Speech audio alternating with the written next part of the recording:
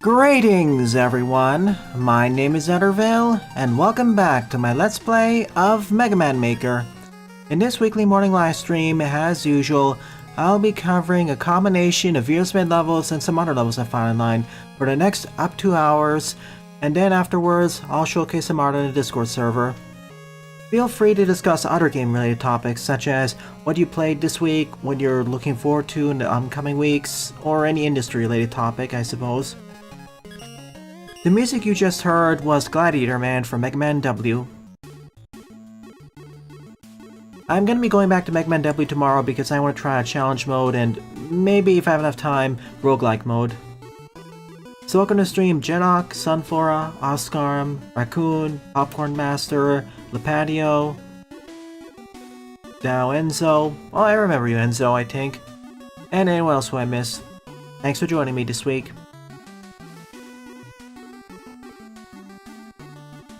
We have a small selection levels in the queue, but that should grow over time, I hope. I will have a bit of a longer discussion on the most popular queue near the end. Maybe. Hey Deadly. I also saw you submitted a level pack, Lepadio. I'll see if I can get around to it by the end of the month. Or early next month. If I run out of good looking levels, relatively speaking, I'll end off the stream early. 7 years into Maker, so yeah. And with some of the better level designers leaving, the world's kind of running dry. Anyways, first on the lineup is Mount Jacane by Jedok74. Turn 9 plays at a score 21.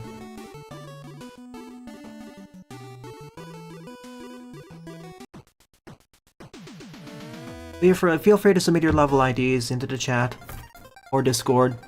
Preferably the chat right now. Let's do this as base.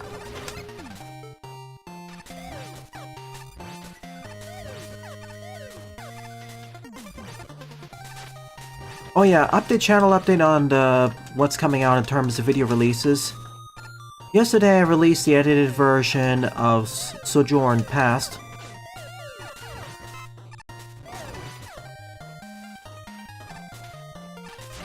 Up and at 'em. Next up, I'll be releasing the edited version. Next up, I'm gonna return to Mega Man W and release the final episode of the main playthrough. And then sometime later that week, And sometime later that week, I'm going to be releasing Colonel Fate. I mean, not Colonel Fate. Colonel Heart specifically.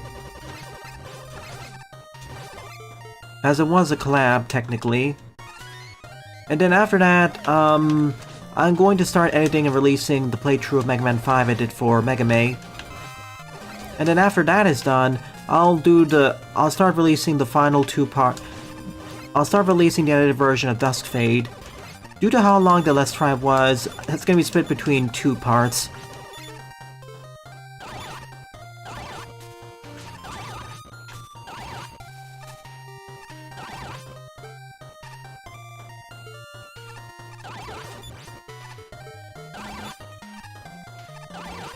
Do I have a faster buster replacement? No.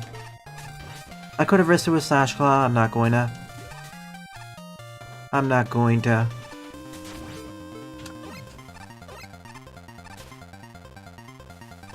Yeah, it has been a while, Enzo.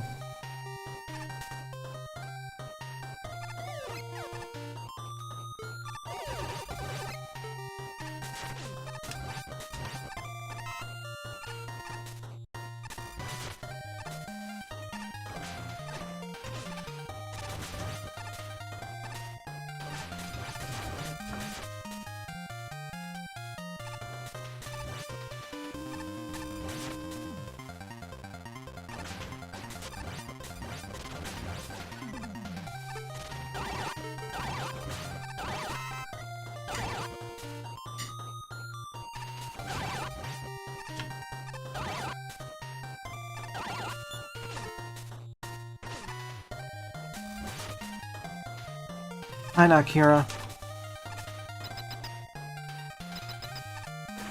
Well, in terms of what I've been playing this week, well, The one game I've been really playing this week, if you've been paying attention to my Steam, is is Abiotic Factor. I actually first tried it out when it was back in early access years ago, and it didn't really appeal to me. But after playing a certain other open-world survival crafter, it finally clicked with me, and now I'm really enjoying the experience. It's like an open zone. It's like a quote-unquote open zone survival crafter version of Half-Life with co-op. It's pretty fun.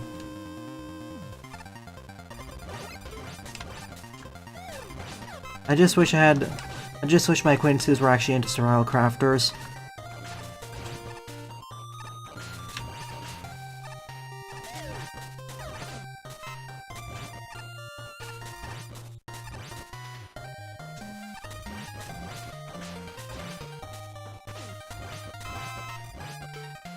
Wow, it's like Christmas in July. Literally here. No pun intended, Tedley. No pun intended.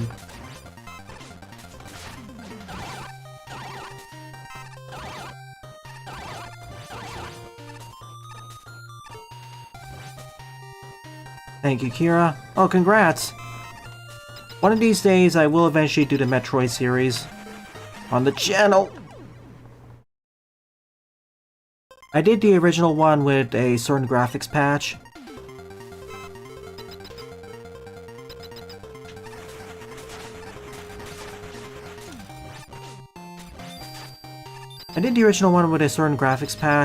I should go to 2 eventually. I did promise it years back during a Halloween, but that never came to fruition.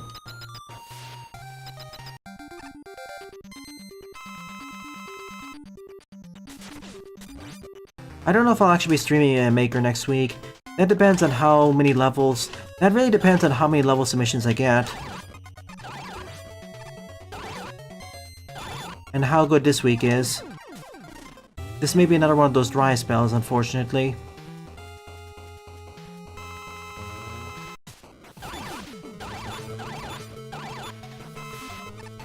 Clever. Yeah, I thought so. Even pierces through the barrier.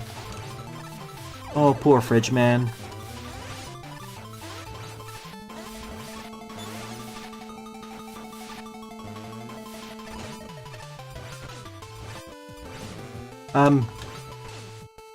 Hello? I win! Basically is trapped into the wall, though.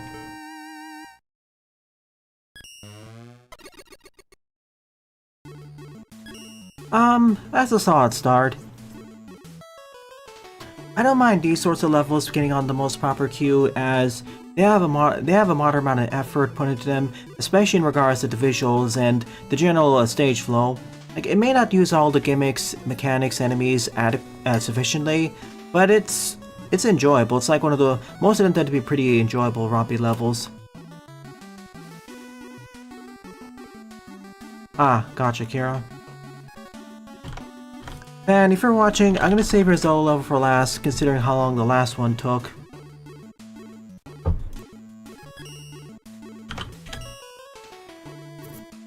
Second up is Pac-Land by Oscar, 44 plays, score 21.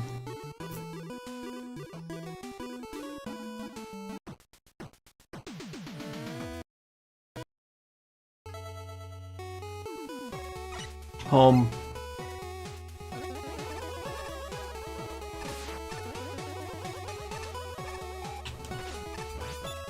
Not the types of train as I was expecting.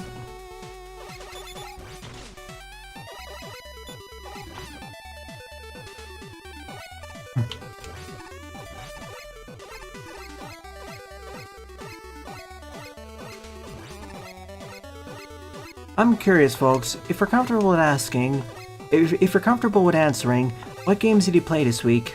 Other than Mega Man Maker, of course. I get that Pac-Land was a 2D platformer spin-off, and I guess this is what it's based off of.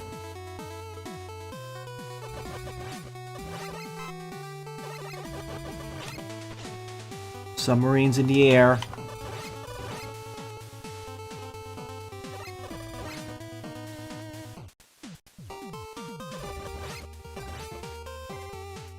Ah, that's neat, Tedley. Fusion is one of those games which I feel like was malaligned, unfairly malaligned when it was originally released, and its reception has gotten much more. It's got a much better, garnered a much better reception in the last decade or so. Well, decade and a half.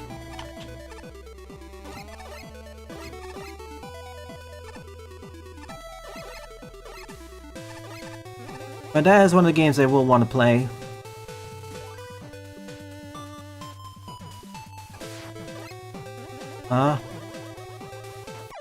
Okay, I need that.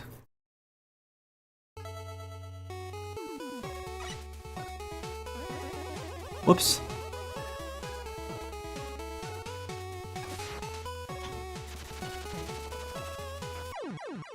Gotcha.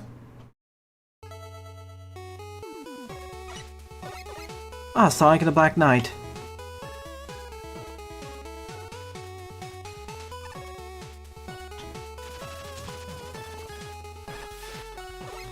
I know the storybook duology wasn't exactly good, but I really wish we had something like Sonic and the Olympus Heroes to close off the trilogy. That could have been neat. Oh well, we do have that fan comic.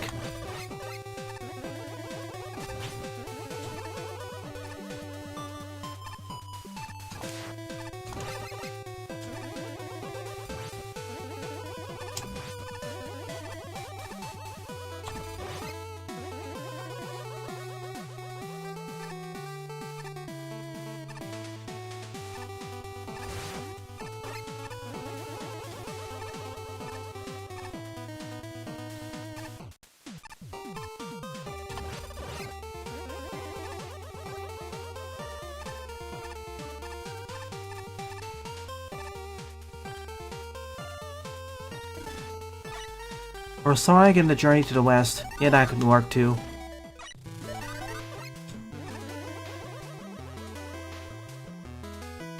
That's entirely fair. I grew up playing Flash games on my, at that time, kind of scrappy computer. I've seen some thumbnails of it, but I can't verify its quality or enjoyment. Or Japanese style, or Sonic and the Samurais, I guess. Or Sonic and the Dynasty Warriors. Yeah, could you imagine a Sonic Muso game? I can actually see that. I can actually picture that. Like fighting its waves of Eggman's robots. Like entire hordes of them. Or Dark Eyes minions.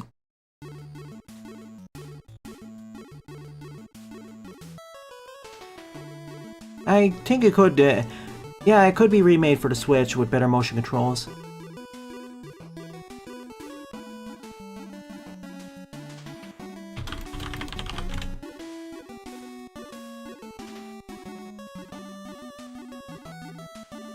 Well, did I say I was doing a Mega Man Maker for 7 years? My bad, it's 8 years. Coming up to 9 years soon. Or Sonic and the Kaiju. Oh wait, that's Cross Worlds. Yeah. Or that's Sonic Frontiers to the boss fights. You know, even though the stage was kind of, well, it was bleh, at least it had some more meat to it. But it definitely feels more like if you played Pac-Man, but Pac-Man had a gun. So, continuing on with Oscar, Ramir Machine Fight, 18 play score tree, Ramir being the final boss of, spoiler alert,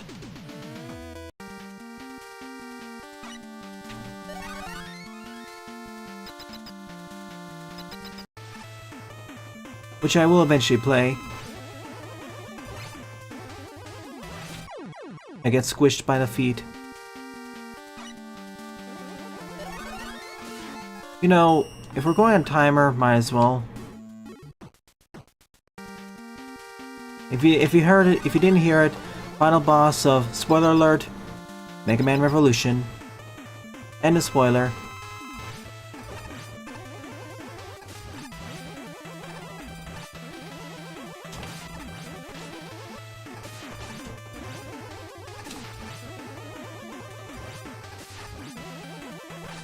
I didn't get far enough.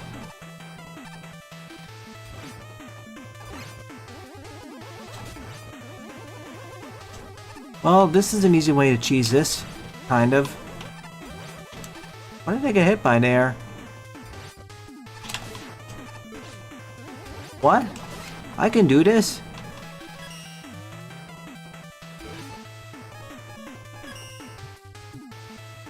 Darn it.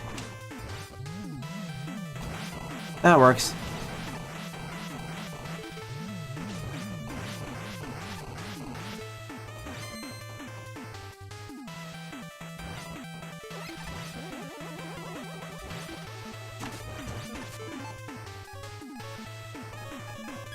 Dive missile? I guess that's the speedrunner way of doing it.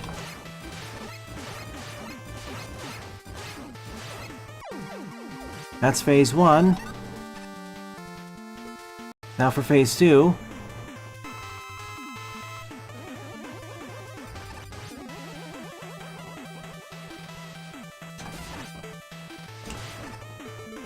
How do I get up there?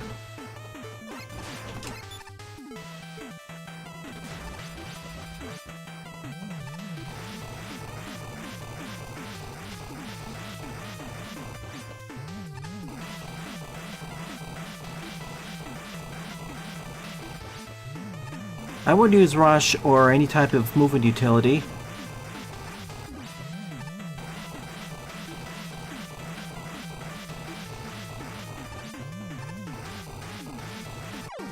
This is the comfortable way of defeating that. Now for the head.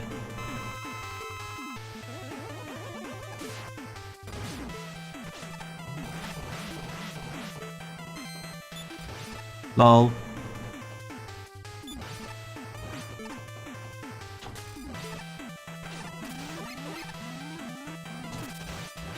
As funny as that would be, that's not it.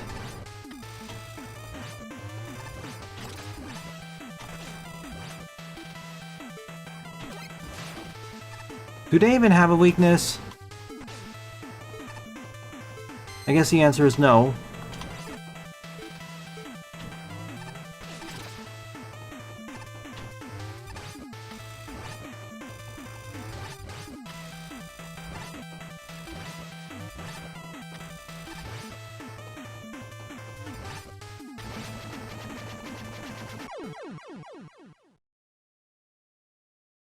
Sigma 2 dance.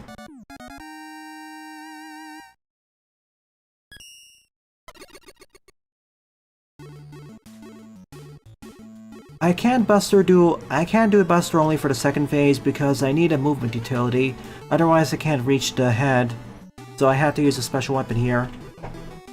What weapon is kind of underrated?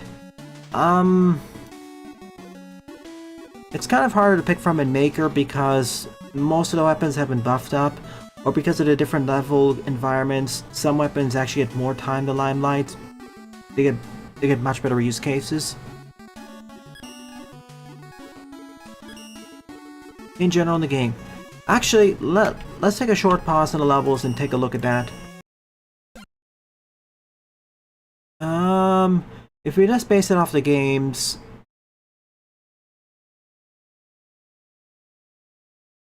Mega Man 1, I think it was fair. Powered Up did fix stuff like the Super Arm and Rolling Cutter.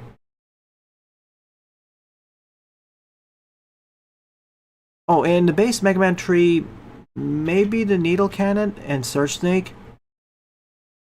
Like, the Needle Cannon actually has a subtly bigger hitbox than the base Mega Buster. So even if you button mash harder, it's actually easier to hit enemies with the Needle Cannon. Top Spin was fixed in, what was it? The Wily Wars, so it actually works consistently. I was gonna say Magnet Missile, but I think people understand it already. 4's weapon set's good. 5, I was gonna say that the gyro attack is underrated. Like, being able to direct where the gyro blade is gonna hit the enemy, specifically from above or below at least once. Sadly not a sandwich.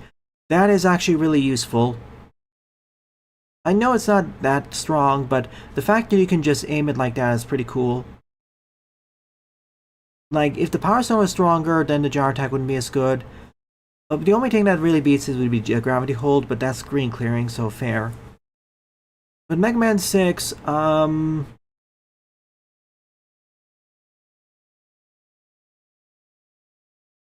guess the Blizzard... Nah, not really. With Mega Man 7, of course, the Slash Claw, although people who have used it know how powerful it can be. Scorch Wheel would have been more useful if we could hold it for longer. Danger Wrap, definitely. It doesn't help that the game doesn't properly explain how it's supposed to work, namely as the description is inadequate, and we lost the weapon get animation. Or the animation demonstration. Like being able to trap enemies in the bubbles and punch it into other enemies, or push it at other enemies, or drop mines really comes in handy.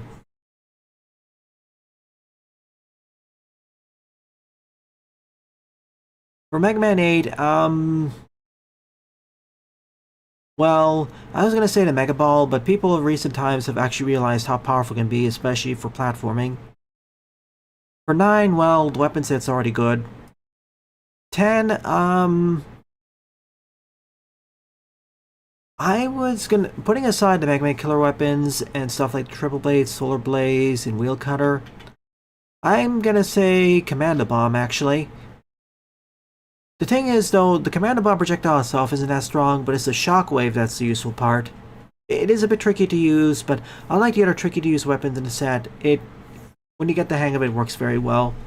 It is even better in Maker because you can immediately it works in better in Maker because they buffed it to the point where you can immediately launch it downwards.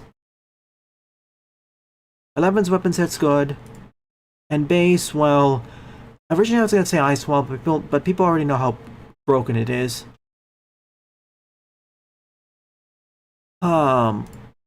Gee. I guess I meant world. Break Dash, I guess. Mainly because it allows you to gain iframes almost any time, which is helpful for spikes. Rush Spike and Rush Marine are in a situation where they didn't really play... Well, especially Marine, they were outclassed by the Jet, but in this engine, people have made levels that better utilize them. I was also going to say Power Adapter, but again, levels made here fix that. Super Arrow is definitely one that's underrated because of how many funny things you could do even back in that game.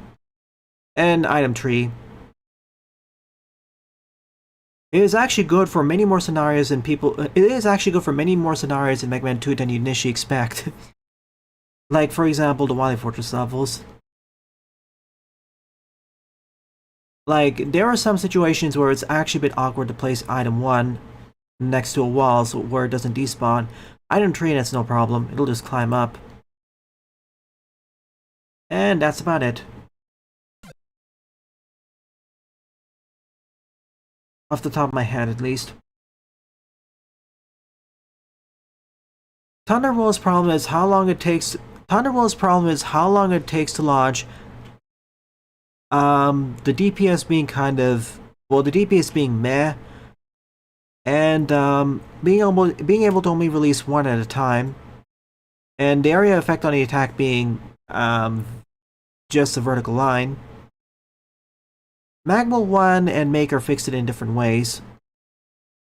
And both of them make the weapon far more usable. It doesn't help that the clouds can be despawned from in 10, if I recall correctly. Anyways, that's my talk. Oh yeah, it is good for spawn trapping Block Devil at least. Alright, on to your level. 4th up is Forte's Revenge, Missile Man stage, prepare 0, 30 play, score 5. G stands for Game Boy. Thank you, Raccoon.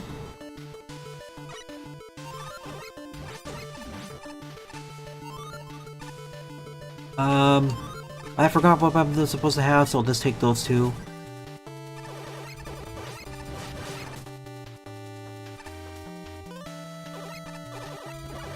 Such is the problem of playing levels which are in a makeshift level pack, or basically are in a level pack, but I didn't note them down.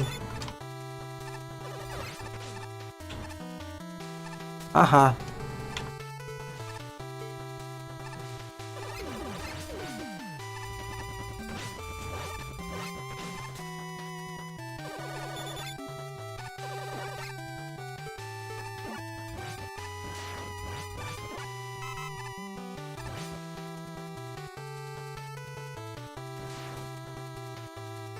I see.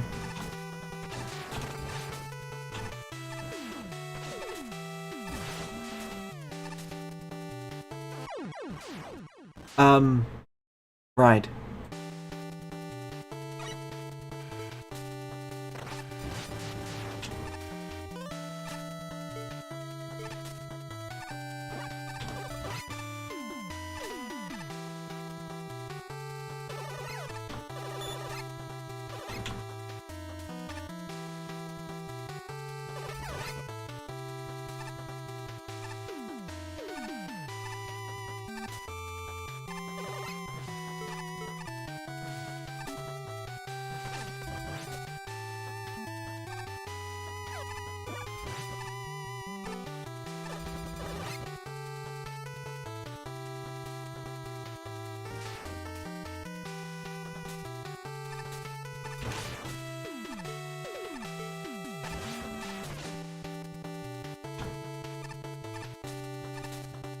Okay, what happened this time? Oh, okay, that's rude.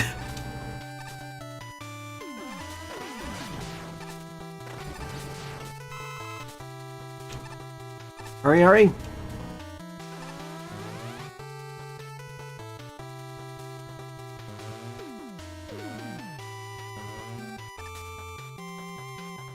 Immediately as I enter the room, I get ambushed by that.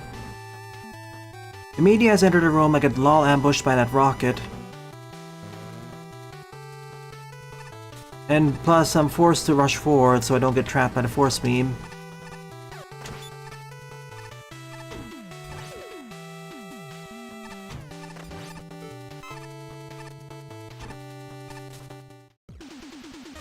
Alright, mid-boss.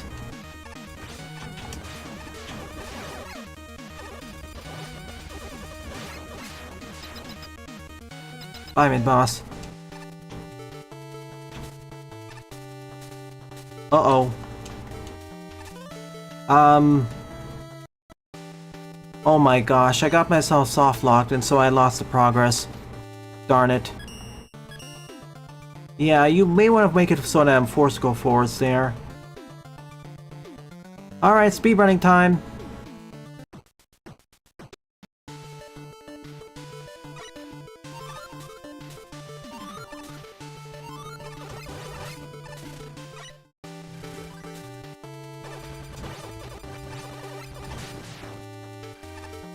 Yeah, that is a major flaw, especially as there's no checkpoint there. If there was a checkpoint, sure, I wouldn't complain as much because then it's just a soft reset. I only lose like, what, 2 seconds of progress? No seconds of progress? Here though, it's like 2 minutes, or 1 minute. And it's not trivial to get back either.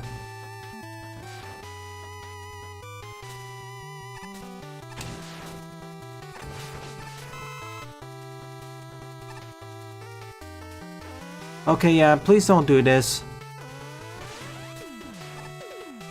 That is very rude and very hard to react to.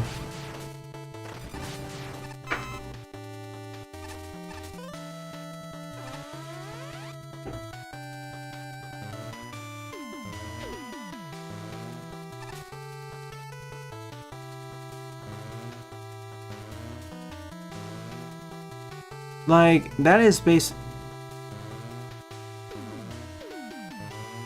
that's basically a gotcha moment because, the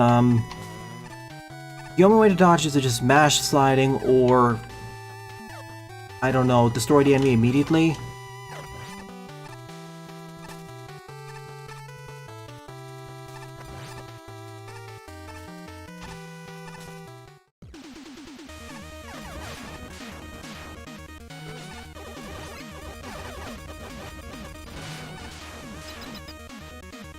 I'm true. No checkpoint, so I haven't funneled into here. Oh. Really? I am supposed to go here.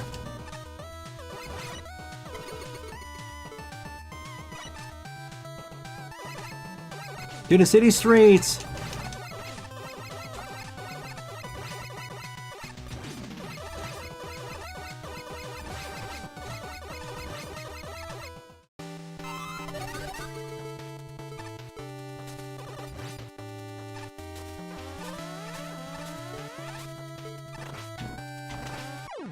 Go name it down. Oh well, alright. Basebuster time.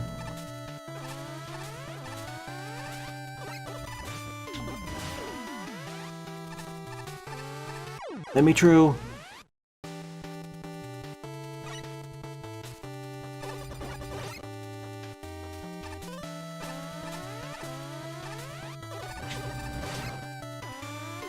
Yeah, with base, that's actually a little bit difficult.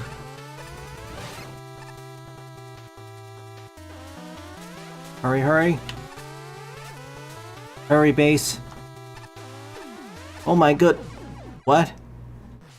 Okay, this has gone from 4 to 7 immediately.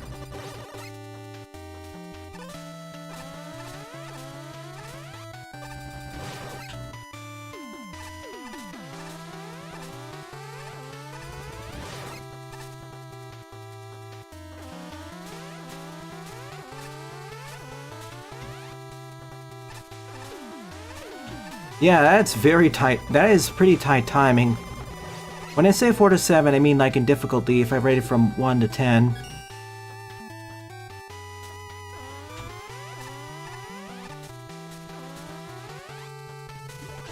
Okay, there's a checkpoint there. Whew. Bit of a difficulty spike with that room.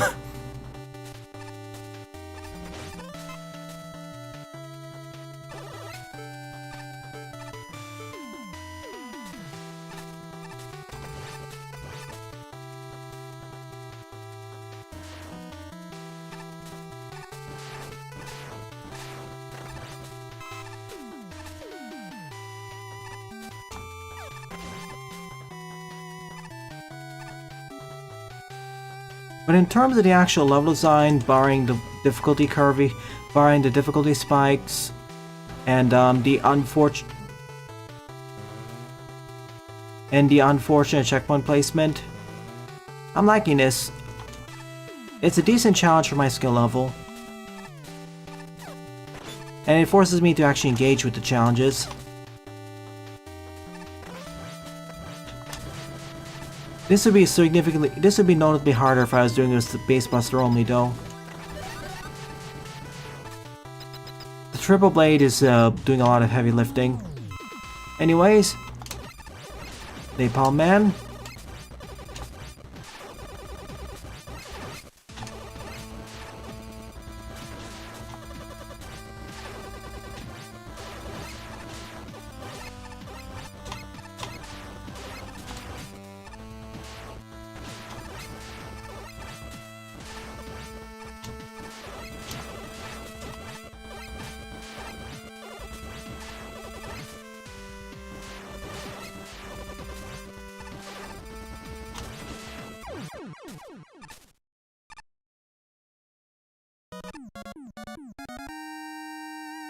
That's true for most streams, Enzo.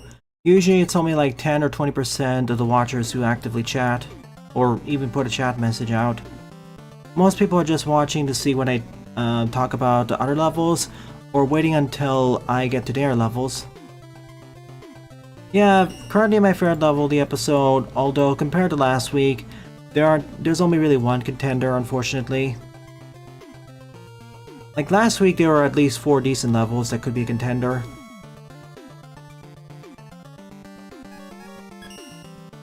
You know what? Let me see something.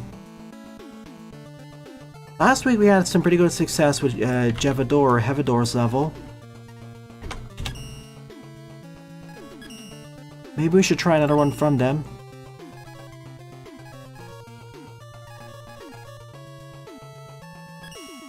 Let's go. Oh. Bit of a polarizing level.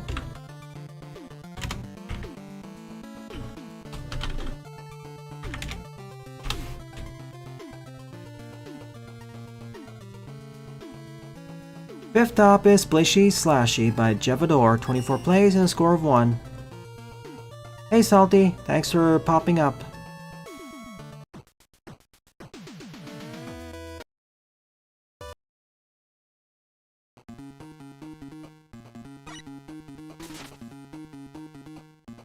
Oh, I'm sorry, Vui.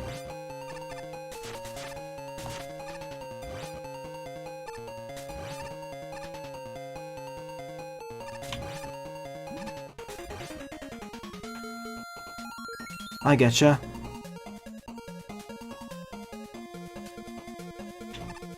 Training for this.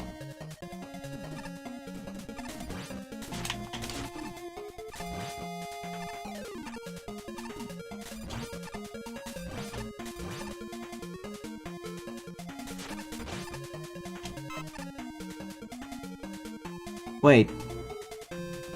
Yeah, I can't go there yet.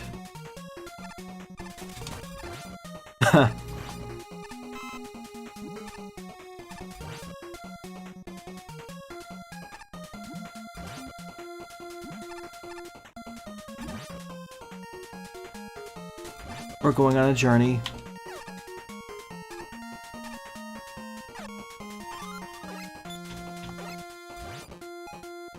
And now I can deacidify the water.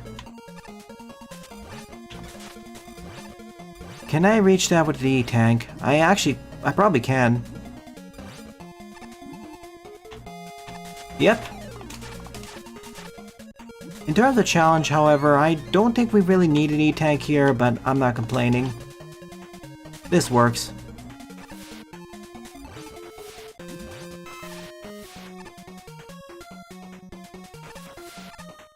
Oh, okay. I see what you want me to do here. I do have to do this, by the way. I have to chase that one, too.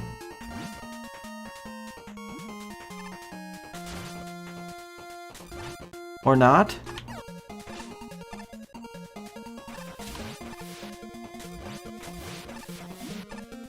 Oh, only one way to find out. That looked more like a death pit to me, but okay. I'll take it.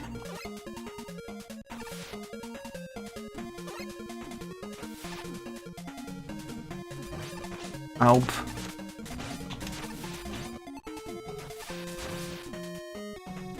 I like it. This is one of the stages that seems like it's looping around similar screens multiple times.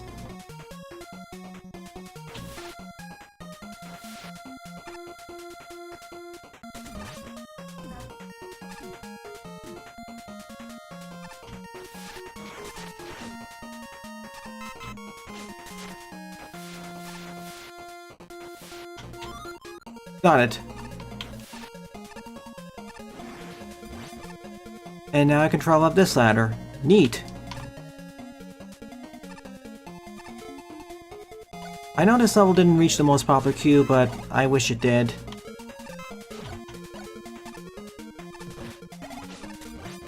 I spy.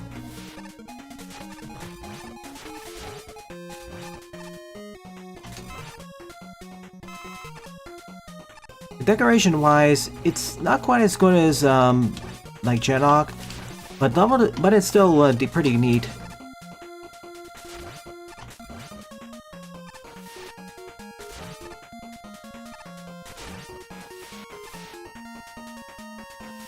I get the reason why I need that.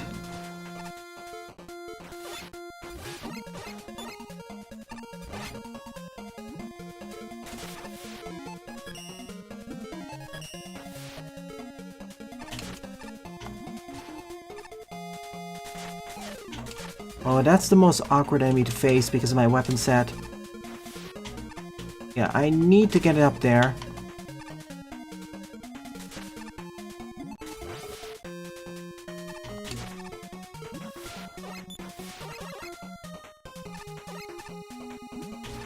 Not helped by the slippery platform.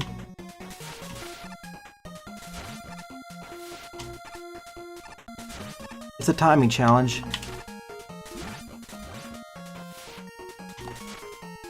If I get... Not helped by this enemy keeping repeatedly respawning.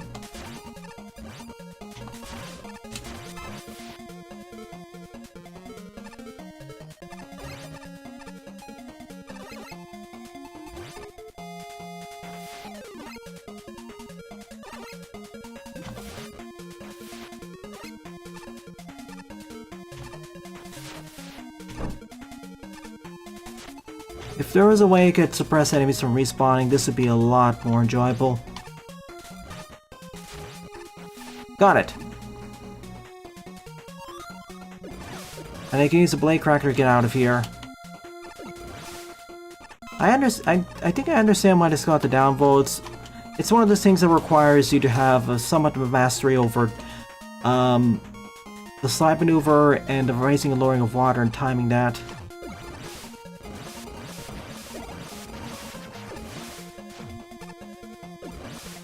Sorry, Vui.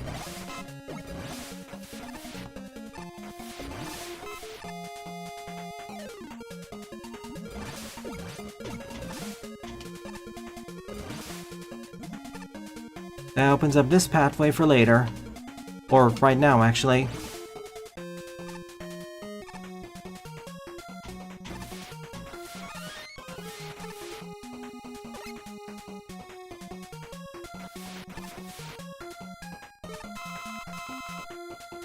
I'm curious if I missed something or this is an alternate pathway.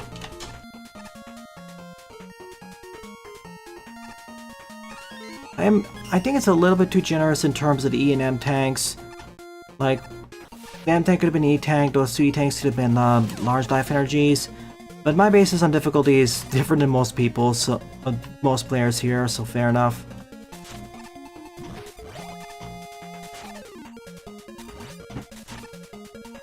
And it's not like this level is easy anyways. They're not freebie tanks, is what I'm saying.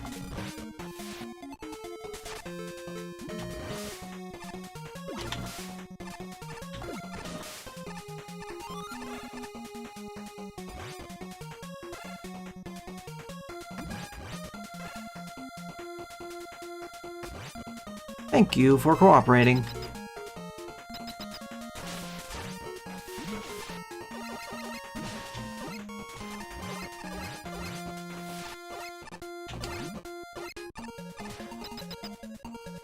I swear there was an alternate pathway or missed some other collectibles. Like, I could have gone up there. I could have gone up in that one screen during a route split during the second or third checkpoint. So it also fulfills one of the things I love about Mega Man stages, or what I look for in many of them.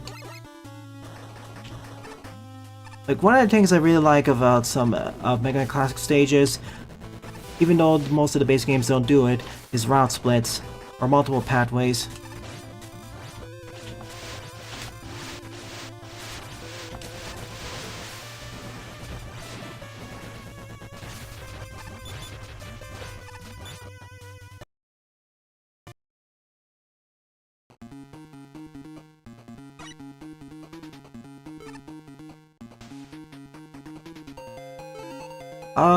It got downvoted. I'll talk more about what gets on the most popular queue, upvotes and downvotes a bit later. Well, in about half an hour probably. But from my perspective, and my understanding, the reason why this got downvoted is because this is kind of tricky to execute, and that challenge is a bit frustrating if you don't know the timings on that jump. Not helped by the fact that the mat up there releases the slime balls, which make your movement slippery. And you kind of need precision in order to make that jump properly.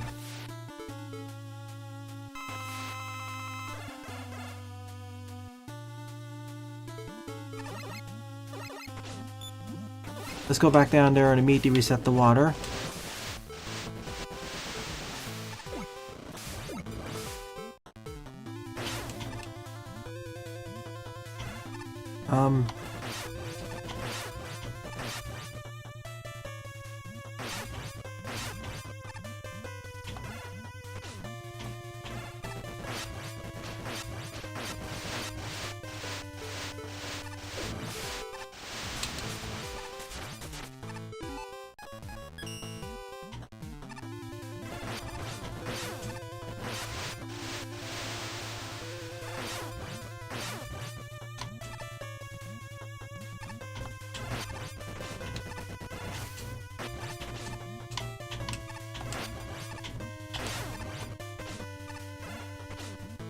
And I have an E-tank anyways. That's why I'm being rather foolhardily aggressive. Oh, cool. Sure thing, Captain.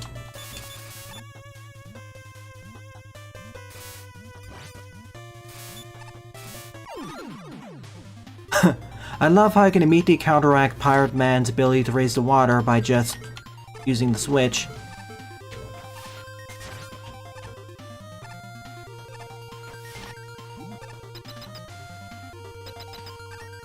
Huh? What? Is this not the end? Oh my gosh, this stage goes on for longer. With the way it was building up, I thought that was the stage climax, but no, we're still going. That was only the midway point. This stage is higher effort than I expect. This stage is already relatively high effort, but this takes it a step further.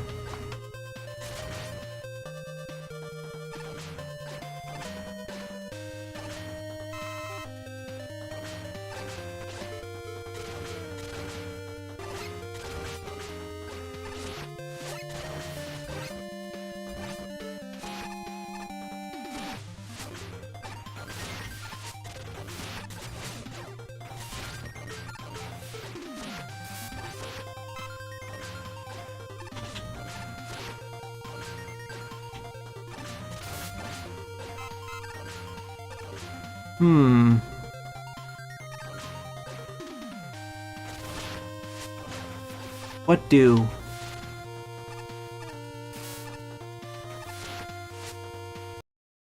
Yeah, it certainly did, Enzo. Yeah, it is kind of, with the way the stage is designed and how you loop around on multiple screens, and there was that route split, I think.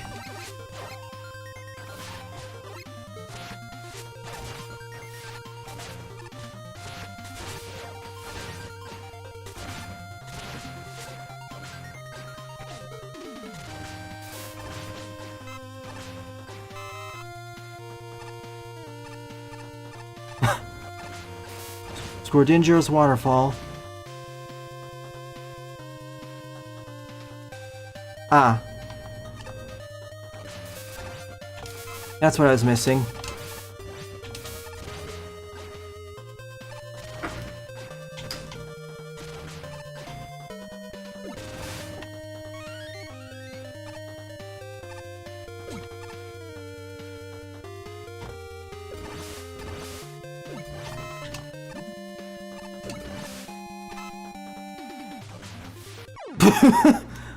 Hole in one.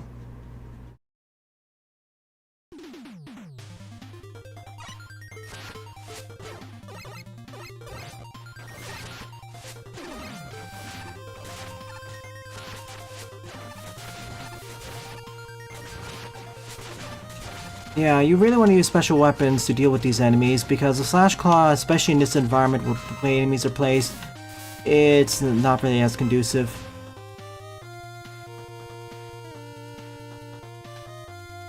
The Slash Claw works best at short range, but the way the enemies in environment is placed, it's not trivial to get to them at close range.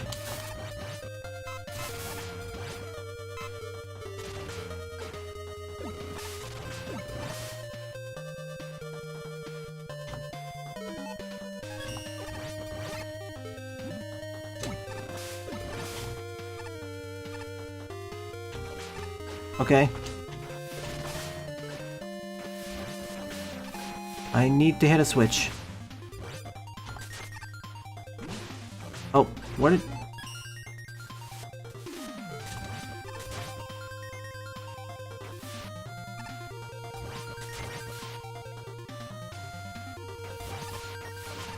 Perfect.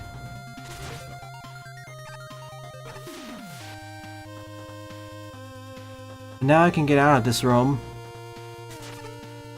It seems like after every other section, there is a new special weapon I get, which is then kind of required for progression.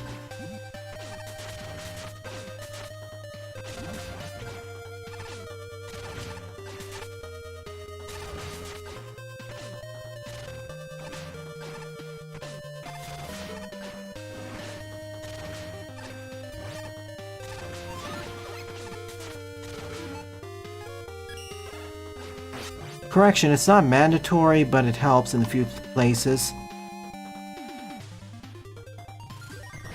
The most troublesome enemies to deal with are the air shooters like that. Because they don't really have like a straightforward firing weapon other than the Grab Buster. And I guess the Blade Cracker. But they are kind of slower. I would use the Acid Barrier, but it acidifies the water, so you have to be careful.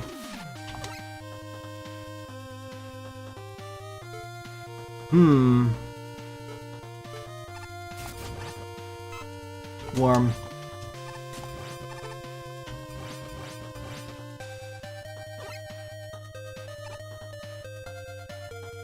Now I can just bypass it.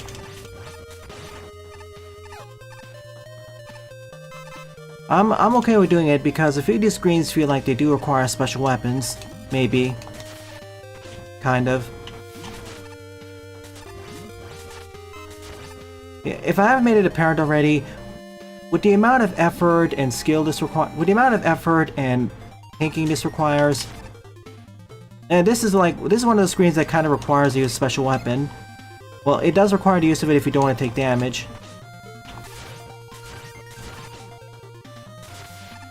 With how much effort and thinking this requires, and the more novel design, this is definitely my favorite level of the episode. Good job, Jevador. There's still levels being uploaded to the Mega Man Maker servers, which actually offer a modicum of challenge and are well thought out, without being taken to the Kaizo or Daikaizo level, or requiring an extreme amount of skill. This is something an intermediate skill player could beat without too much trouble.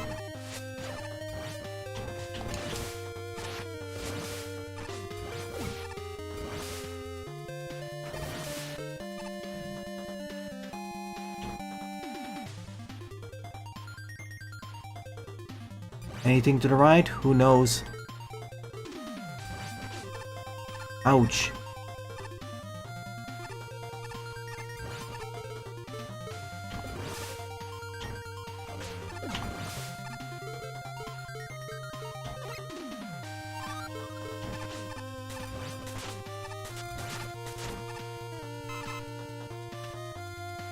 Okay, I don't know why I need to go up there. I guess for some more collectibles. Sorry for killing two of your brethren, Vui. Hey Buster, I'm playing through actually my favorite level of the episode. Now that I played Challenger Future, do I have to stuff in Maker? Well, obviously yes.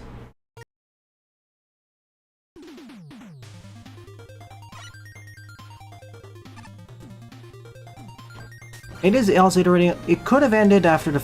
I will say it could have ended after the boss fight, but like the boss fight against Pirate Man and Pluto, that could have been a good ending point. But we're still going, so take that for what you will. Maybe I would. Oh, sorry about that. We could have also split the level into two parts, but then again, it would cause an issue because of optional special weapons and the collectibles, of course. I could have also jumped here earlier by just using the oil slider, but I didn't want to break the stage too much.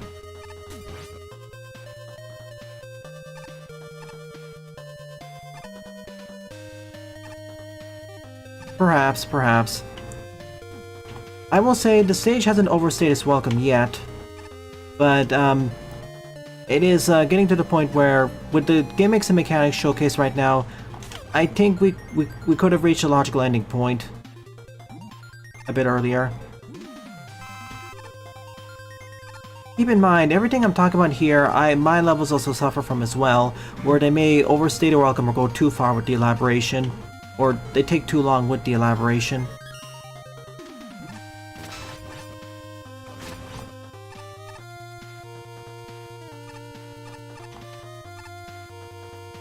I get wanting to have a natural difficulty curve upwards, but you need to be careful with that too.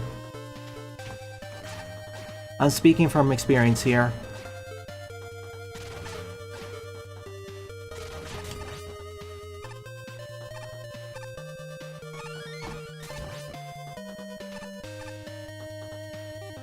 Oh no.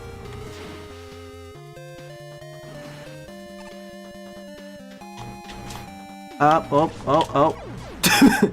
If I just held right or left, I could have survived. Yeah, I wish I had Acid Man too.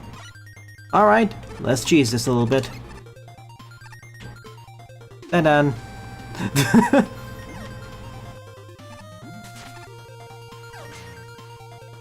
Welp. That's actually a wall.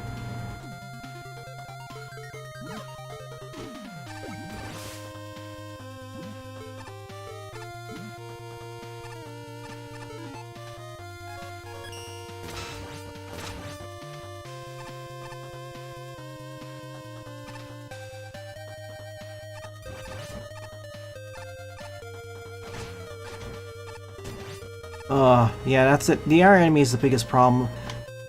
Until I got the laser trident, the air enemies there are the biggest issue.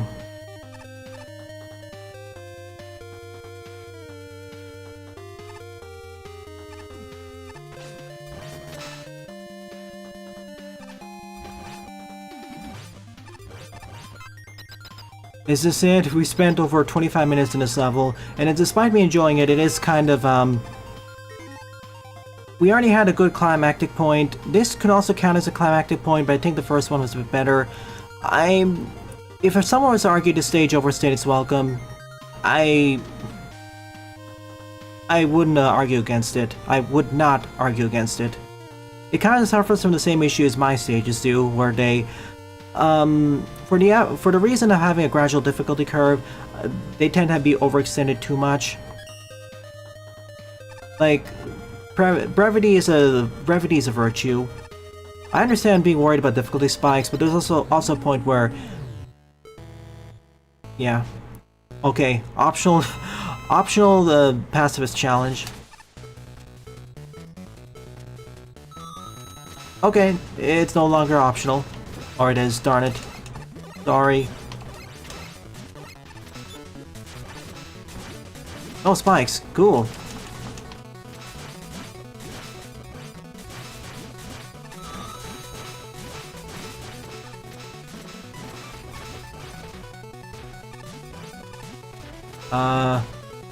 What's your weak? Let's try this again.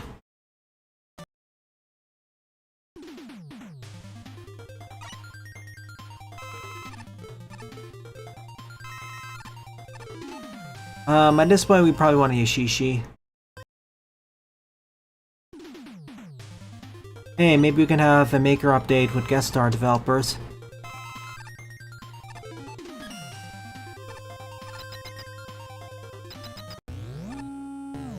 Alright, let's figure out Burstman's weakness.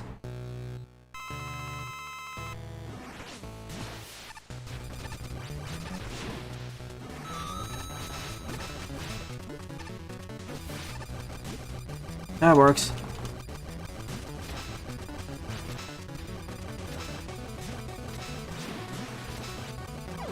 Okay. Now that's settled.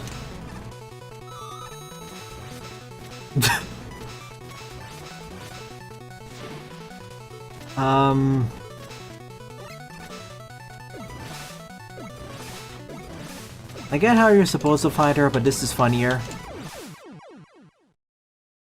Don't worry, Vuis. I kept most of you alive. Yeah, Burst tries to send you up into Smash Woman's attacks. And it's logical that the acid barrier is his weakness, because you either have to find him below, or wait until he gets up to the first layer platforms, which the acid barrier just completely trivializes his projectiles. Yeah, I did mostly disagree with the downvotes. This is my favorite level of the episode. Upvote. Due to the way it's designed and how you go through the same screen multiple times, but in different places with different abilities which change how you approach them, chef's kiss. Though it could have been like 50%, though it could be 25 to 50% shorter. I also appreciate the route split in the novel boss fights. Good job, Jeffador.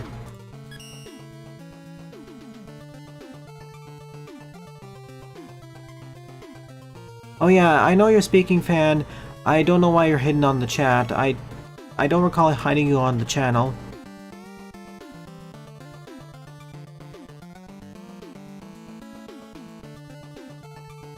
Okay, fan, if you're watching, what is your username on YouTube? Type it in the Discord DMs, send it to me, and I'll see if it got hidden somehow. Wait, how old is this level, actually? Oh, it's about over a year and 4 months old. Okay, about a year and 3 months old. Considering we're in the twilight years of Maker, it's not that old. It's like middle-aged, maybe.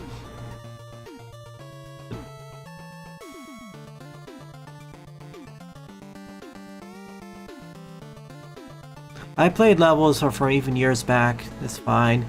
And besides, even a year later, it still stands the test of time and beats the socks off of like 95% of the levels I play.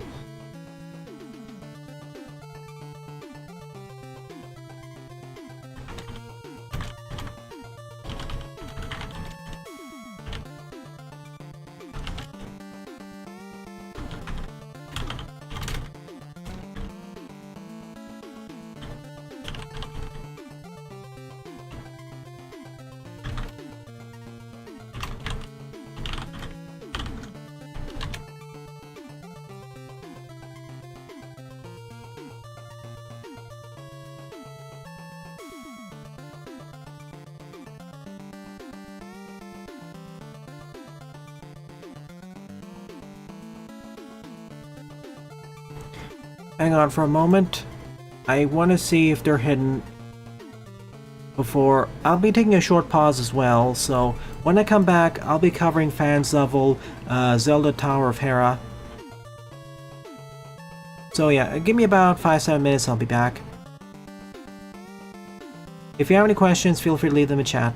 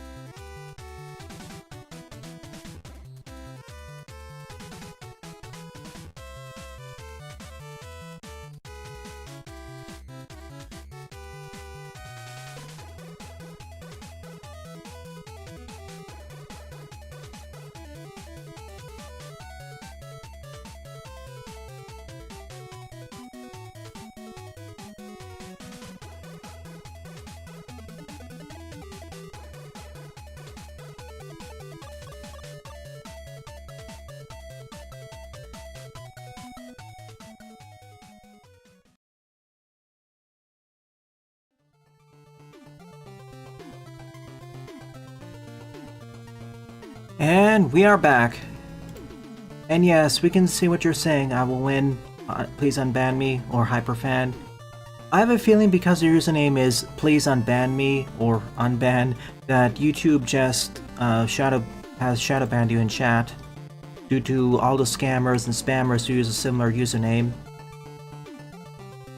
Anyways, on to your stage. 6th up is Zelda the Tower of Hera by I Will Win. 90 plays and a score of 1. This has 4 NSF replacements, so I'll be silent for the first minute or two.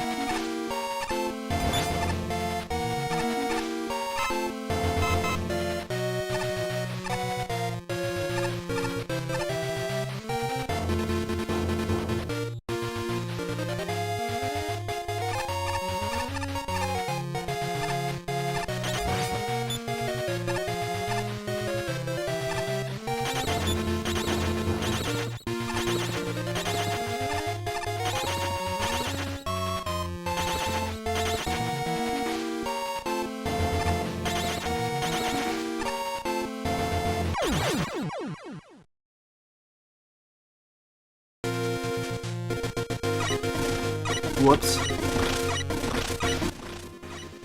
Alright. I like the Zelda remix. My favorite level pack is Mega Man Fusion by Tink Dai Boomin. Redacted Master Elite's Adventure.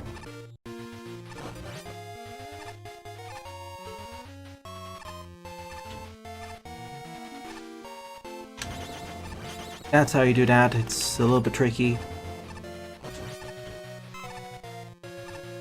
And I think one of Lepatio's level packs.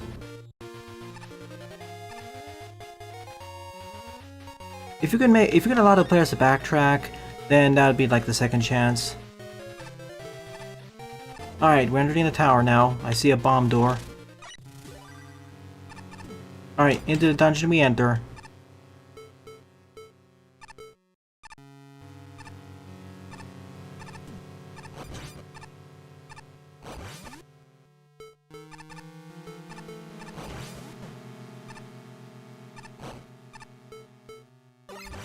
I even have the special weapons from last time, I think. So a nice bit of continuity there.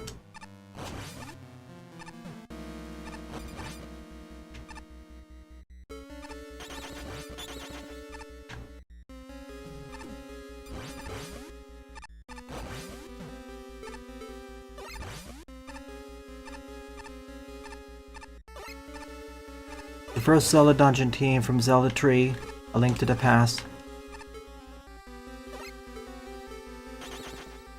Ah, I timed it badly.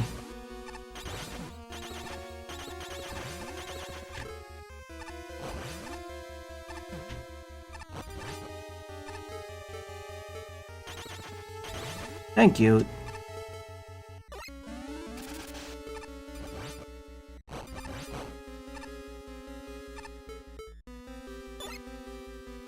Could I have...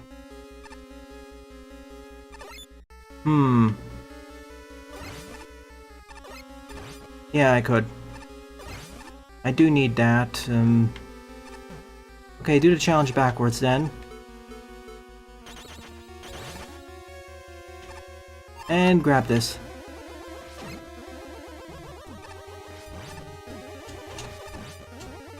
Proceeding.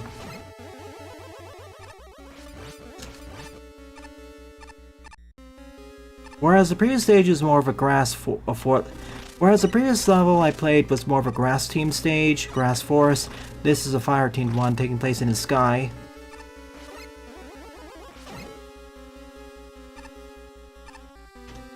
Wait, I just been here. Huh. Okay, I need to get to the basement level is what it's telling me.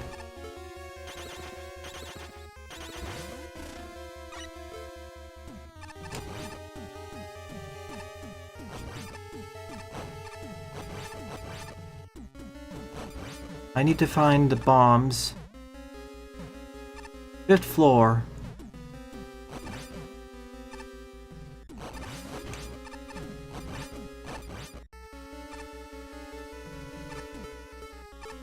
I'm pretty sure there's a funny way I could glitch up to that key, but I'm not going to use that.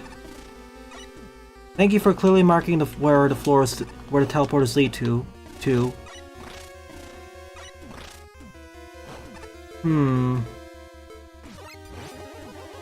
I need to find the gravity switch. The door switch, I mean. The no-go for this.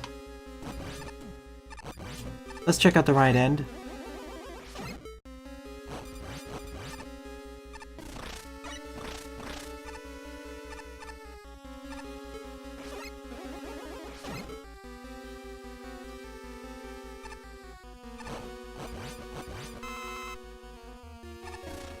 Same screen, too.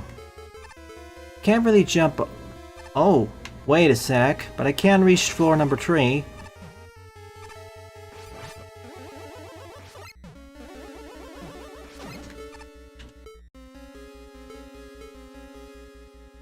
I just need to loop around again now.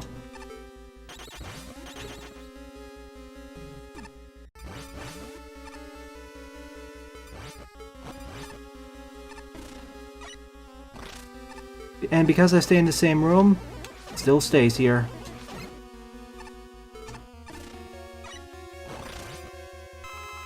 There are the bombs.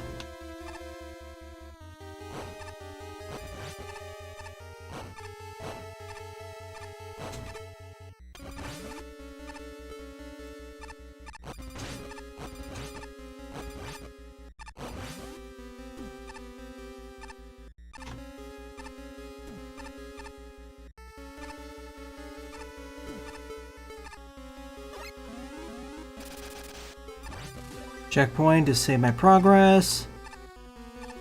Yeah, this certainly has a little bit of a different vibe. This certainly has a different vibe compared to the Forest Temple. Like, this one feels a lot more vertical, but it is a tower stage. It has it right in the name. And I think it's actually less confusing to navigate.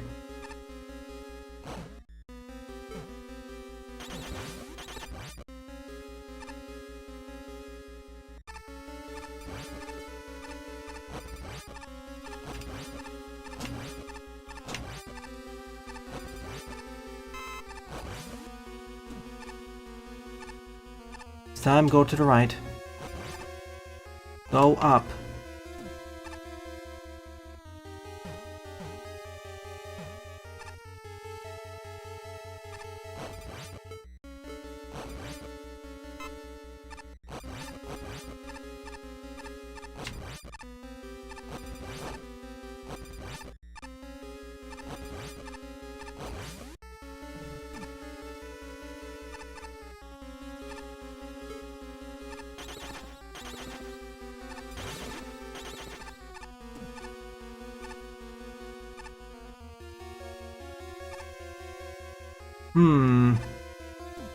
Only I could time it a little bit better.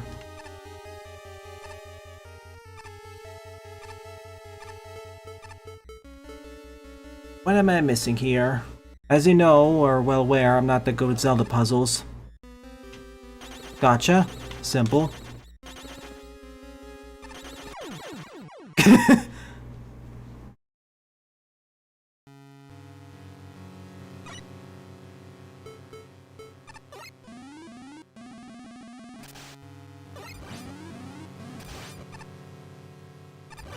Not gonna lie, that was funny. So yeah, it tries to shunt me upwards, but there's a solid block above, so I just get gibbed.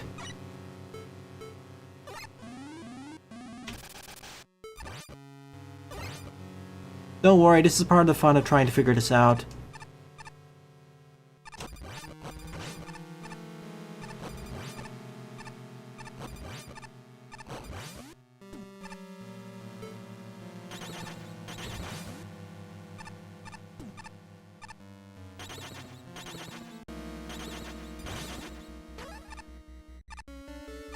Now I can open this door from the left side.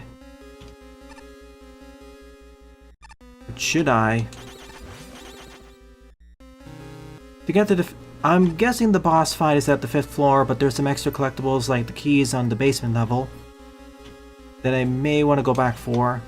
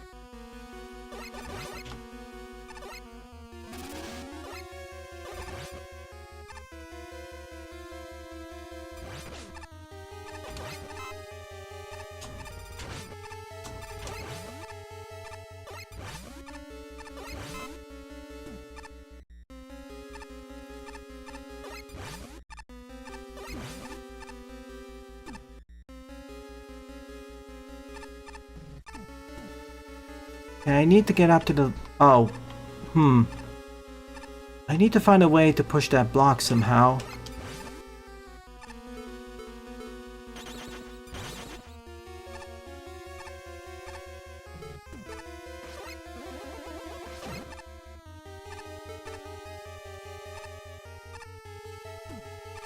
Or if I could find a way to hit that with the Yamato's... I just walked past it the last time, rat. See, that's how I can move forwards now.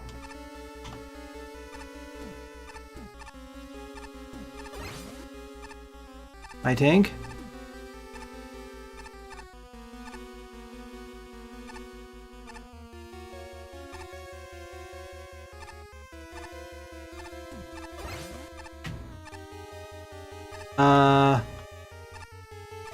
Am I stuck? That's a Dead Mountain dungeon.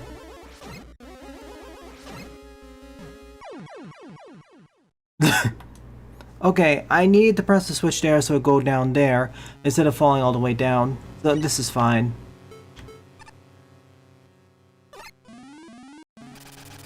Of course, if this is a Zelda dungeon, there would be an easy way to reset the puzzle, like by pressing a switch. Like, they can be rather crafty, but they're not going to be too jerkish.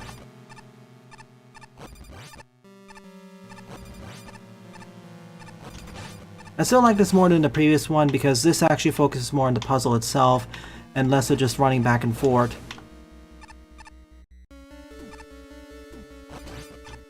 And I know what the final destination is. It's just keep going up somehow.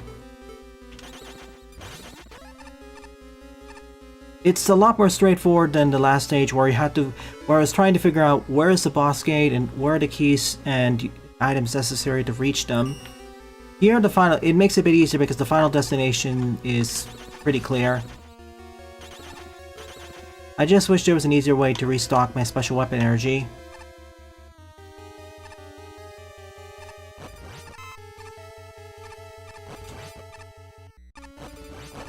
Remember in Zelda, if you're running low on items, if you slay enemies, they drop them.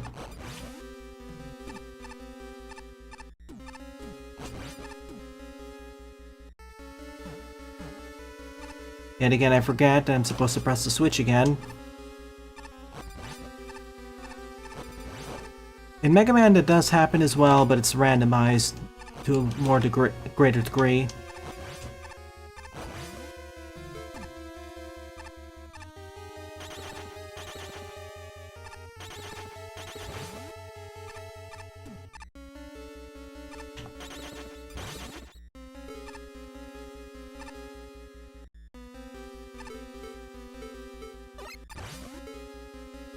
Wait.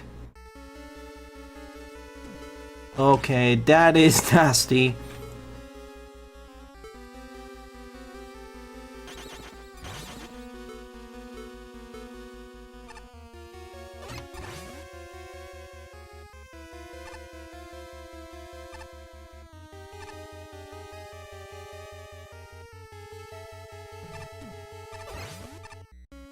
I have to do this while the... Wait. If the blue switch is down, then it doesn't actually help anything. Because it'll still be at the same ground level, so that's not it. No, I was overthinking it. It's fine. Just let it fall.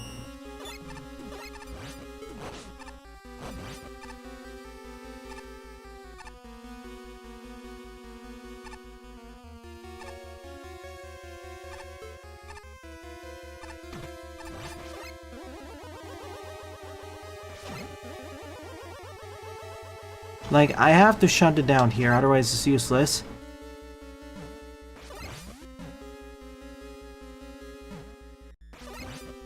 And now it's up there. And now by using the key, and using the door I just opened, I can travel back here.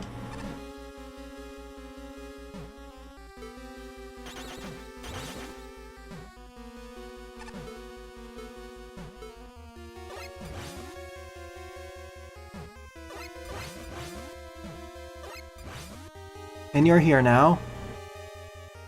Oh, wait, no, I need to punch you to the right.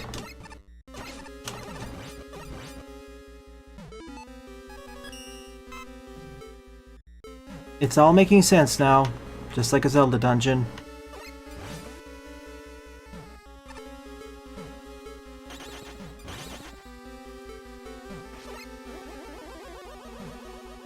Punch. It's not timing. It's not that sort of timing, I just need to punch it.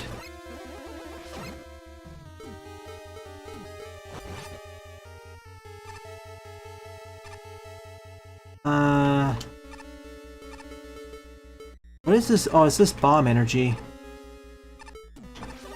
I want my other items to be restored. If you're watching this, I'll win. At least somewhere in the start of the room, could you have something like a Ishishi? Because farming off enemies is a bit too unreliable. If this was Zelda, I wouldn't be complaining about that because drop rates are much more reliable. You know, if I timed it just right, I could probably just clip up there.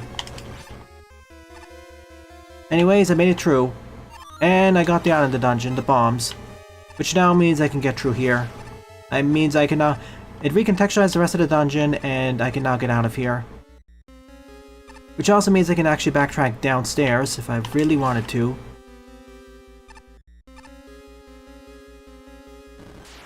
Yeah, I thought so.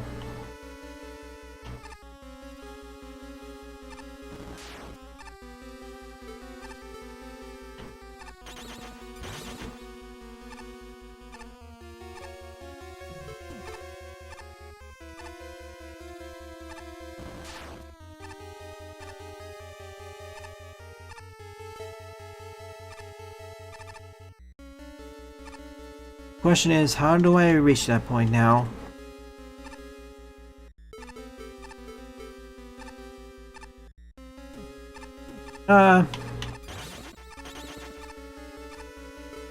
I'll find out later, I suppose.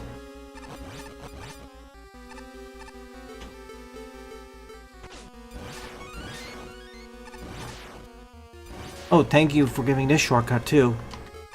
Alright, we'll come back to this bit later. I can now get some extra things.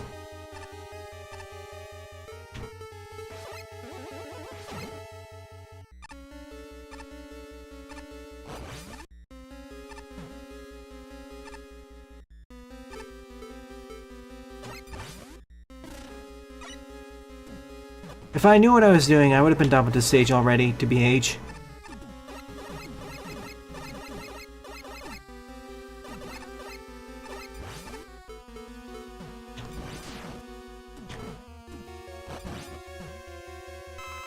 What got said? Yeah.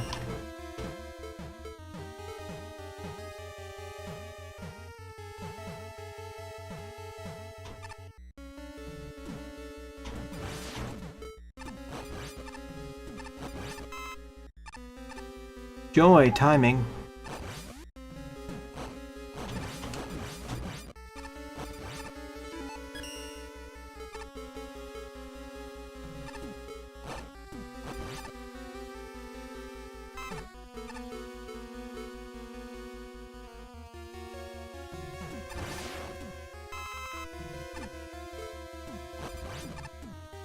Another timing.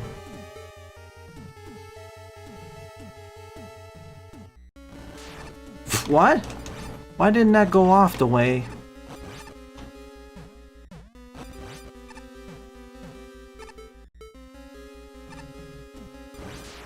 Oh, I was...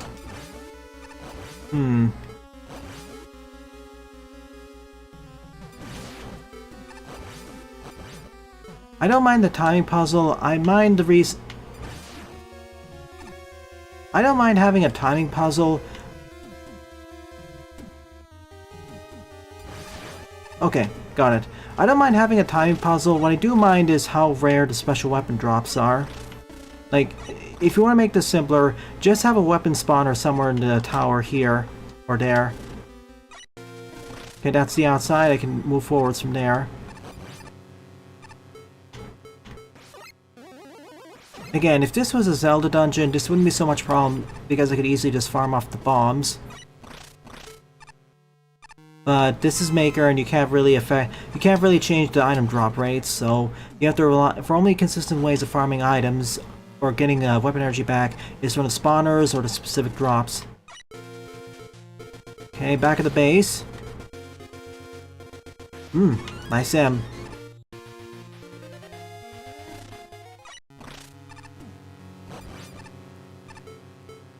It's kind of funny I have a different issue for this stage compared to the last one, even though I'm taking about the same amount of time. My real issue here isn't so much that it's more confusing to navigate, it's actually less. My issue here is that I don't get enough special weapon energy to really experiment. Or refills are just too rare.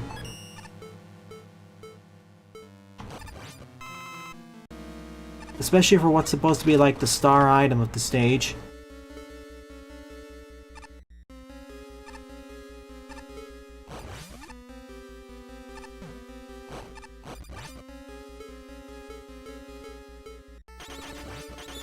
It's a nice bit of continuity to have the same or similar set of special weapons in the last Zelda dungeon. And a few of them are required to be used. You know, just like a regular Zelda game, with how dungeon items are built up. Okay, we're back to this room. What do we have to do again? We do get a restock for bombs, which I really appreciate. I just wish you had it for the other items, or at least the rolling cutter. Hey Sylv, you reached the near end part of the stage. I will say that due to the effort put in and the more careful design, this could be my honorable mention. Hevador stage is definitely going to be my favorite one. I think this beats out Parazuro's level due to its thoughtfulness.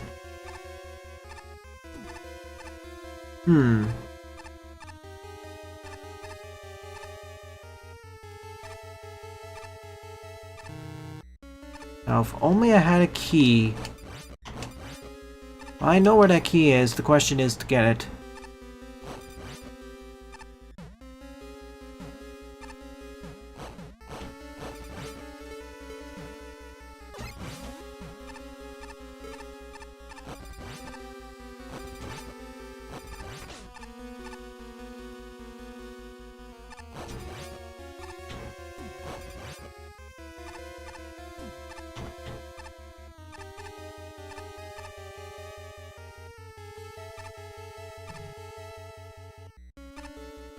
Well, it has been...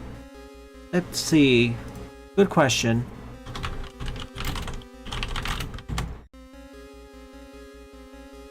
Deltarune Chapter 5 was released on June 24, 2026. So, it's been more than 2 weeks, so yeah, feel free to. I'm gonna be mostly focusing on the Zelda dungeon, so I'm not gonna be really participating. Sorry. Again, I have to launch this up. Okay, do I need to bounce the block up here and get it to the left?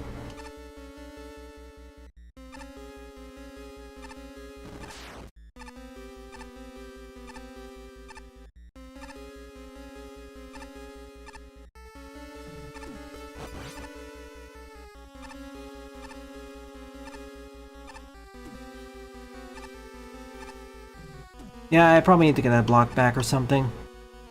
First, so let me check this side. Yeah, this screams we need block.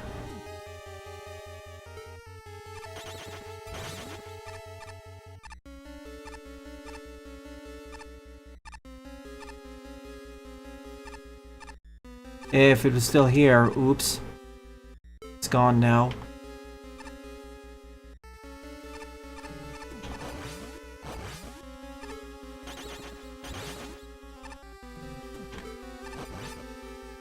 Actually, where did the block even go?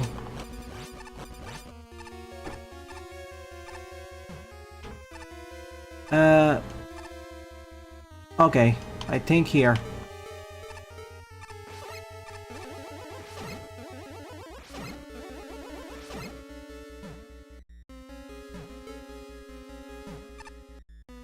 So now I'll just loop back up here.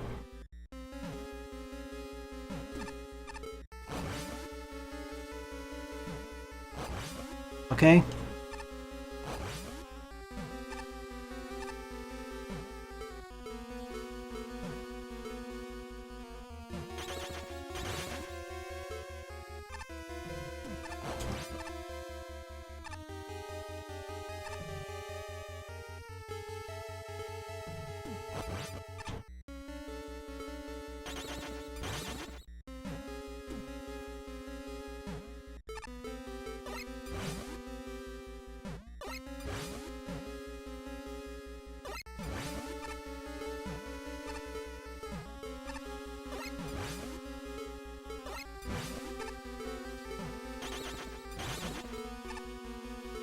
Well, the only other thing I can think of is to do this.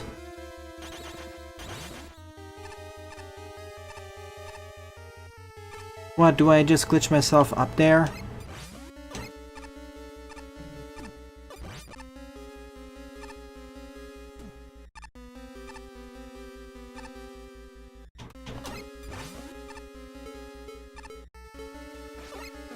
Fan/Halloween, if you're watching this, what do I do here? I am very stumped.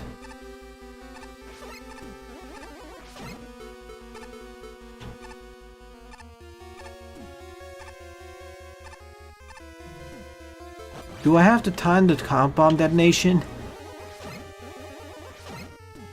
That actually seems like the well, you know, with the placement of that, maybe? Oh, wait a second. I forgot. You can just launch this up too like that. And, oh my goodness. I should have thought about, I'd used that once before, but I didn't think about using it here. Oh my gosh, I was silly. See, now that's how I get up here all this time. That's actually a brilliant use of the hyper bomb explosion combined with the light blocks that most designers don't think about.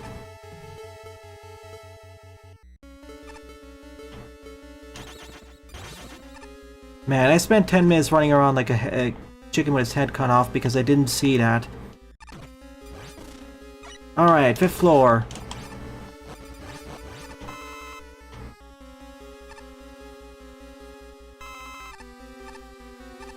Okay, there's the gravity door and there's the block I kept pushing upwards. I said...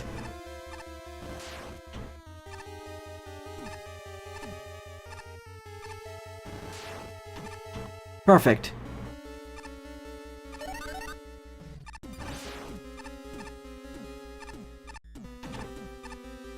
Why would I want to... And I did need to backtrack for that boss fight. Oh, okay. I see it. In case I didn't get it, there's a direct pathway back.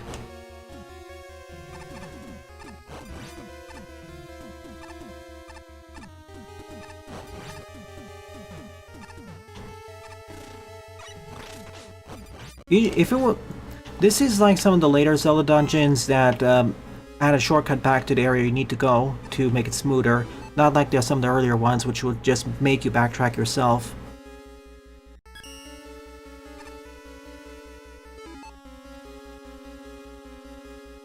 Like, the fact you have a convenient teleporter back to the area you roughly need to go to, really handy. I think three of the reasons why this got downvoted, it still has a positive score, is that A, it requires knowledge it requires a knowledge that I can push the light blocks upwards by using the count. It requires you to have knowledge that you can push the light blocks up, right, left. You can basically push it away using the hyper bomb explosion, which the game doesn't quite directly teach you about, and this stage doesn't really teach you about either. That's what the Golden Zelda games do, actually. They teach you some of the interactions by placing you in a room where you're forced to do that. 2. This stage requires you to loop around the several screens multiple times with different angles in order to proceed upwards, and you need to pay attention, be cognizant of the switch state and where the blocks are. And C, well, it's a puzzle level, which are already... It has some combat, sure, but it's mainly puzzle-oriented, so most players don't really come here, when I say here, I mean Maker, for puzzle levels. The last stage was more action-focused, so it didn't suffer as much. So, yeah. I do appreciate it's easier to understand what your final destination is, which is the top tower, versus like the Forest Temple 2 weeks ago, where it was more convoluted trying to figure out what keys you needed, where they were, the items, and the final area. Alright, who are you finding?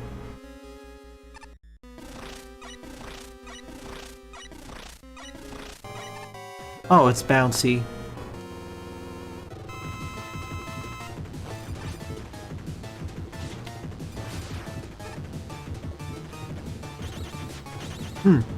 Dungeon item is not actually his weakness.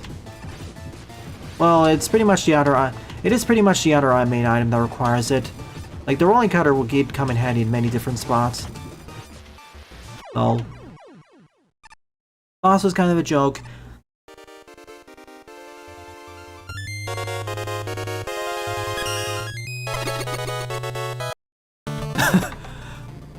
Okay. Unlike the last stage, which I felt has some design issues, this one makes better use of its play space.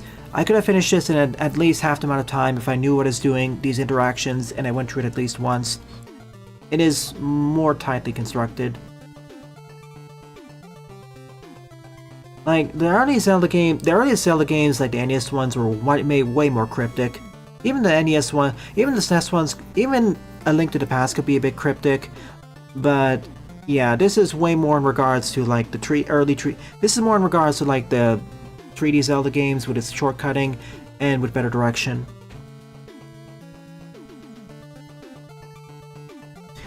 Now, I already talked about what I liked about the stage. I also like the visuals much more.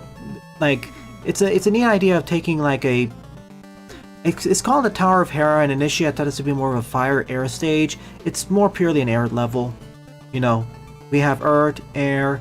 I guess the next one's going to be fire or water. And so, yeah, I really like the sunset visuals. Okay, before I give my final thoughts...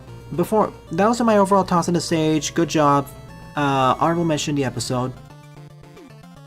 Now, before I end off the stream with my discussion about the most popular queue and stuff like that, there is one more stage I do wish to cover.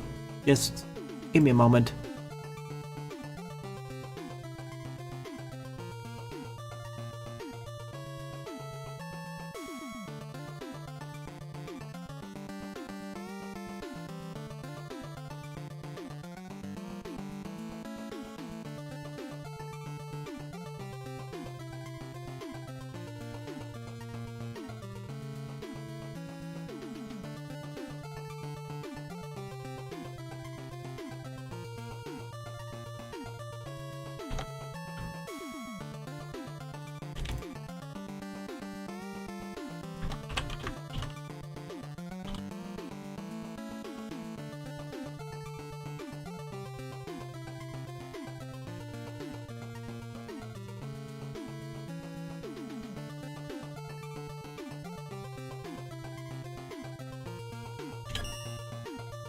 Alright, this was submitted also by I Will Win /fan as a contrast to their previous their level, namely in terms of the amount of effort and number of upvotes it got.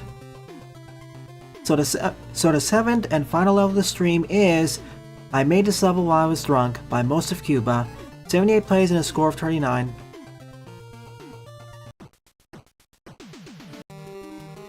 And this was featured, or is featured, on the most popular queue. The first thing I can tell immediately is that the visuals are not as advanced. They're not bad, but they're rather basic in comparison.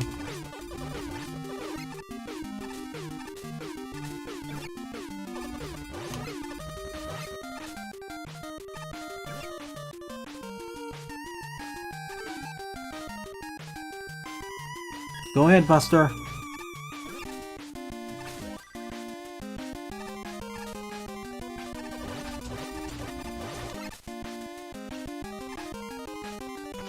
Ouch.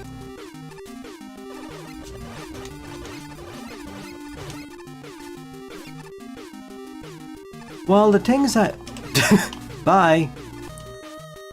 Well, the things I want most from a challenger from the future are either going to be the enemies or bosses. Like, the only gimmick from Challenger to the Future we kind of already have in Maker, and that'd be the scaffolding. Like, the actual platforming gimmicks in Challenger are rather basic and kind of bleh. The main stars of that game are the enemies, mid-bosses, and bosses. So,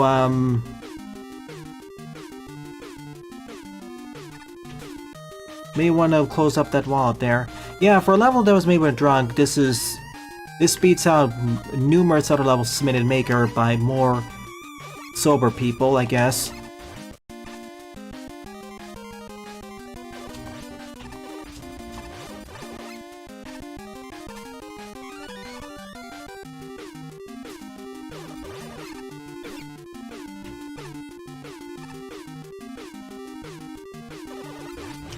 So let me think about that. Let's split it off between enemies, mid-bosses, and bosses. Oh yeah, the enemies... Oh, it spews clouds? I thought they were actually rocks. The enemies that spew clouds/rocks, yeah, I would put that in. We sort of already have the girders in the engine, so not needed. Okay, in terms of enemies, let's see. The cloud spewing... the cloud spewing enemies could work as a nice gimmick / enemy.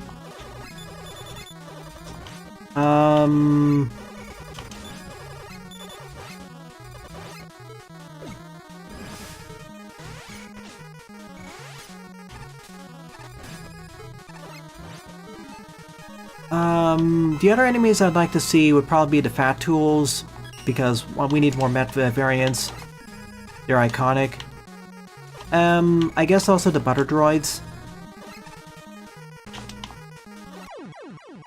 But to make it a bit of a twist, make it so that when a Butter Droid is destroyed, their projectile also gets destroyed as well.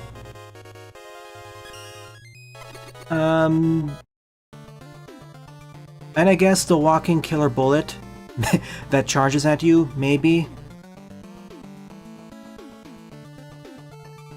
Oh yeah, also the Flail Joe.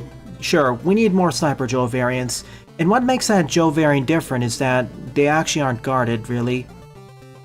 So it actually changes, so they don't really waste your time as much. I mean, they do waste your time in the sense you have to destroy them, but you don't have to wait for them to drop their guard. So yeah, 4 enemies would be the Cloud Spewing Hostiles, Fat Tools, Butter Droids, Walking Bullet, and Flail Joe. I just call the huge Mets Fat Tools. Now, as for the mid-bosses, well, it's kind of difficult, but I guess the skeleton, the spewing spider, the hand... I'll need to double check.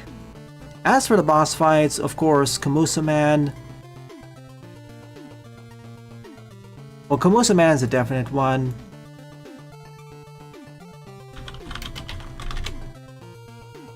Like, he's the closest to being a finished boss, I'd say.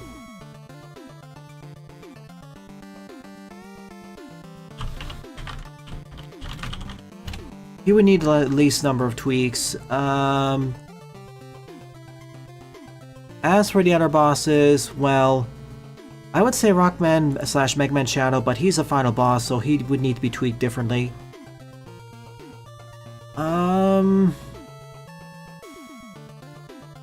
I guess Conroe / Stuffman could work. Maybe Compass Man, or maybe Compass Man because he's a bit more novel, or Clockman because we don't have a dual boss.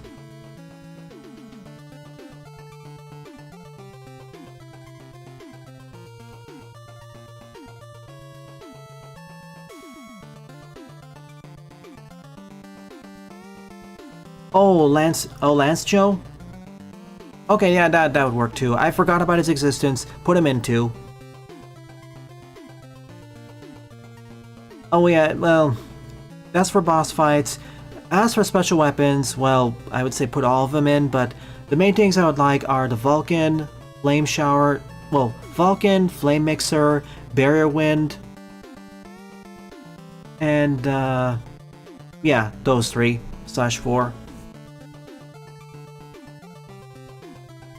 Grey Devil, I would actually prefer to have the Green Devil and Goo Devil before that, or most of the other devils, because that is non-trivial to find and kind of frustrating.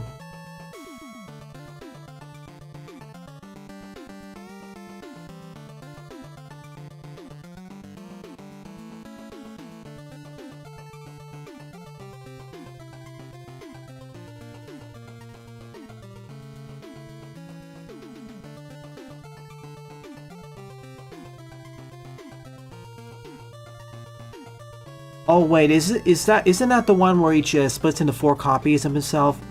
Isn't Doppler Attack? I know, funny translation bug. It's not Doppler Attack, it's Doppler Attack. Meanwhile, Mega Man's version is the Doppel Crash. With the Doppler Attack, Forte changes into 4 miniature copies of himself, and then he can just go fly over the screen, pass through walls, and just damage enemies by touching them. Yeah, that's the other broken weapon. Yeah, no clip, but you die if you try phasing back into reality into a block. And it allows you to pass through spikes too. So yeah, he can go through the side blocks. So yeah, I would argue to put all the special weapons in, but for most useful ones, I've already listed out. Yeah, put Doppler Attack in. I didn't see that. I know. I'm being a bit harsh on translation wonkiness, especially for a game that never actually was translated to English. Oh yeah, the Octopus mini-boss too in the Aircon Man stage, the only real good part of that level. That's where the one you have to reflect the bullets to actually hurt the boss. And one of the only times where reflected shots actually deal damage to the main series. Okay, thank you for that. Now to Fan's point about this stage. Yeah, it is better for a stage that was purportedly made when the developer was drunk. It's better than many other stages made when people were sober. But compared to your level, Fan, the Tower of Hera, that level beats this level's socks off. Unfortunately, this one got more upvotes than that one because A, silly name, B, it's relatively straightforward to beat and easy, and C, I don't know, because of the time of day / luck factor, or a major level another major level creator or streamer saw it and played it, and a bunch of their watchers played it too. Maybe it's it's probably a mix of the three. That's why it got such an upvote total, and because it got so many upvotes in a short period of time, it was featured in the most popular queue. That's the unfortunate thing I've learned in Maker for the past 7 years. The levels that hit the most popular queue, most of the time, like at least 90 to 95%, they are not that good. At best, they're okay, but many times, more often than I'd like, they are either too short, too basic.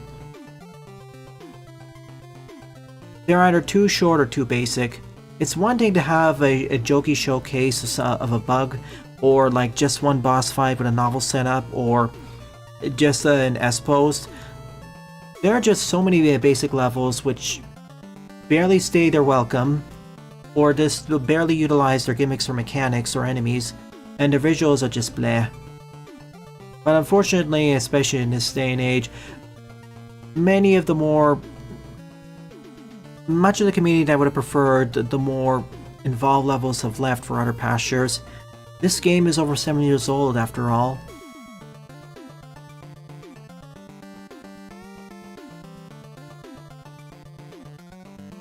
Excuse me, it's over 8, isn't it? I keep thinking it's 7 years old, it's 8.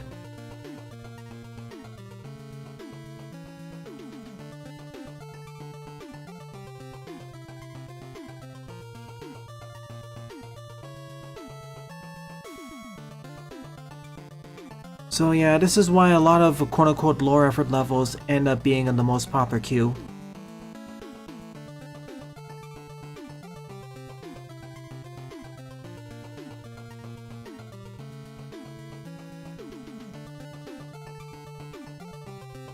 And yes, I do agree with Nicholas's point. To reiterate, essentially how the most popular queue system works is that when you upload a level, it enters the newest queue, which has about 10 level slots. If your stage earns about 15 upvotes before it's cycled out of the first 10 slots, it'll end up at the bottom of the most popular queue. Once it's there, it's just a matter of getting enough upvotes to climb to the top. However, if your stage just gets even a few downvotes, it heavily disincentivizes it.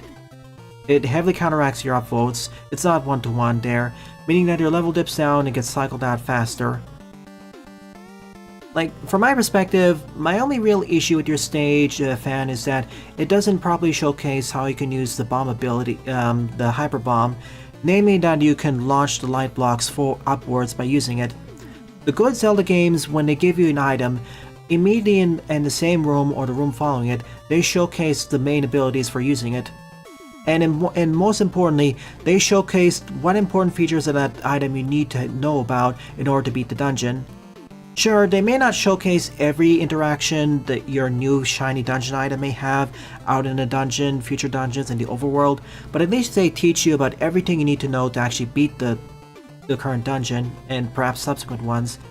Your stage fan doesn't really do that, and so if you don't know about the Hyper Bomb's ability, you'll get stuck. But going back to the point, yeah, there are tons of excellent levels that never get to trending at all, because people generally vote on whether they had a good time playing or not, and most of the community who plays Maker, they're not as dedicated or as skilled as someone like me. This is why user stages flourish.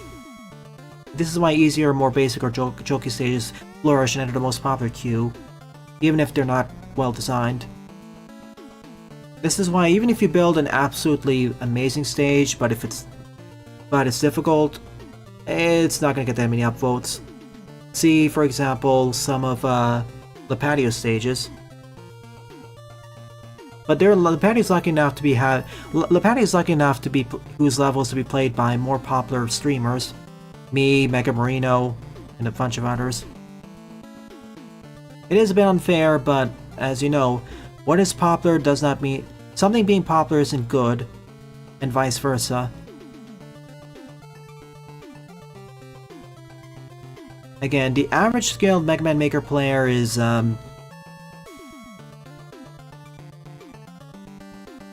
more likely than not, they haven't really played as many Mega Man games as a bunch of we have. This is why when you have creators like Toxin G who can tread the needle between being not too difficult but not too easy, while still offering some really interesting novel setups that are pretty fun for beginners, but offering enough avenues of creativity and skill showcase for more skilled play, those are the ones that really should be celebrated.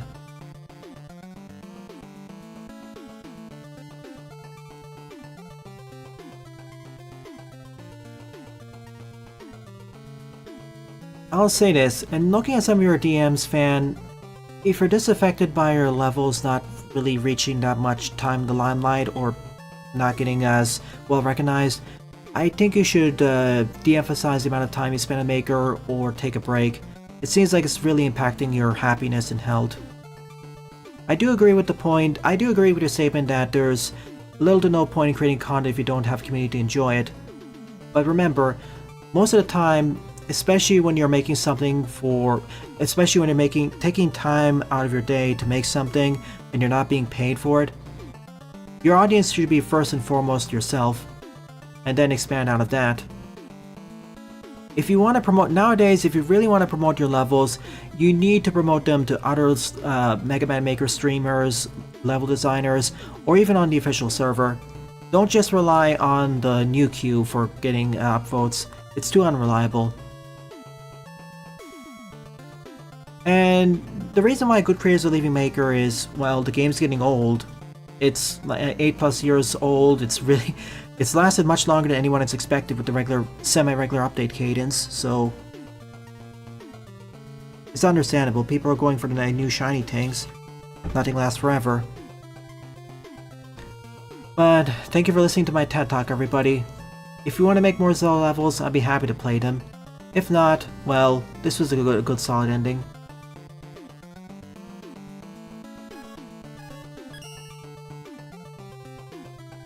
Again, I'm on the more dedicated side because I played every numbered Mega Man Classic game and base, and Rockman and Forte 2 recently, and all 5 World games, and Wily Wars, and Soccer, and not to mention dozens of fan games of different qualities. Anyways, on the 7 Veersmith levels I covered today, my favorite one would certainly be Splishy Splashy by Jevador, with an honorable mention going to Zelda Tower of Hera by Fan. Good job, you two. And thank you to everyone who submitted your levels to me. It is very much appreciated. And Jevador's level is another example by Point.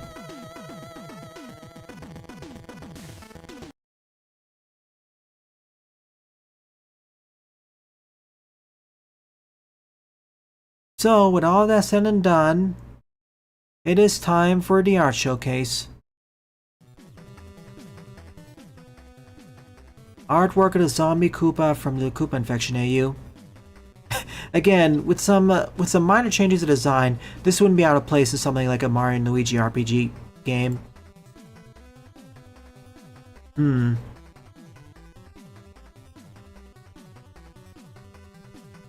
When I say challenge mode, I mean like the 100 challenges that are available. And I'm also going to be showcasing Endless Attack. And if I have time, roguelike mode. Cool Wily with cool shades.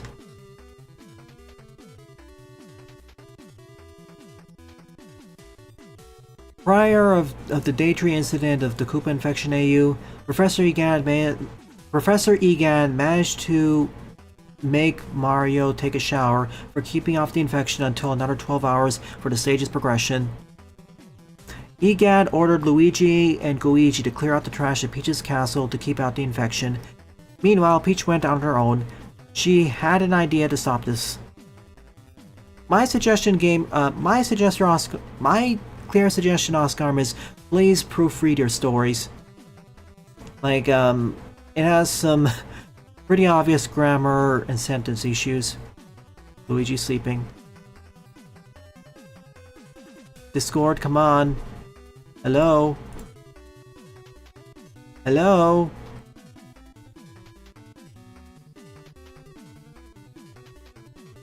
Well, I guess he's sleeping in pitch black darkness. Koopa Infection AU Day 6. So far, it wasn't going great for our heroes in the mid-post-apocalypse. Mario tried his best to save many survivors, through 5 Vers, from attacking zombie Koopas. Peach went missing after she went out on her own. Egad began a test experience for these mutants. I think the story may be planned ahead. The problem is the proofreading. Like, several of these mistakes are fairly basic.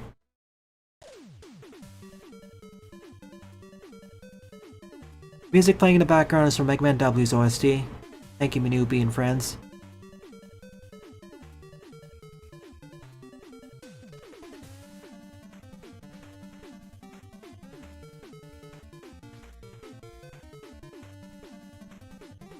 I keep reiterating this point, Oscar, because these are some of the basic things you can improve that will make more people take your AU seriously.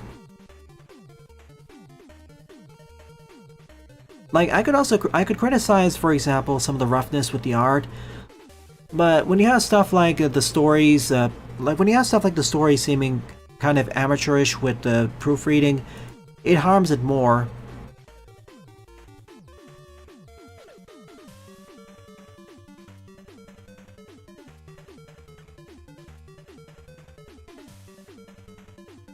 Seems like a familiar face in this photo. Need extra information about this mutant beast. See, basic stuff like this. Sorry, I apologize if I sound like I'm ragging on this point, but I've noticed this I noticed this multiple times during your previous images. You really want to work on that for more people to treat this seriously. With the background. It doesn't help when it feels like half the people in this chat have better proofreading skills when typing live. Plants vs. Zombies be like.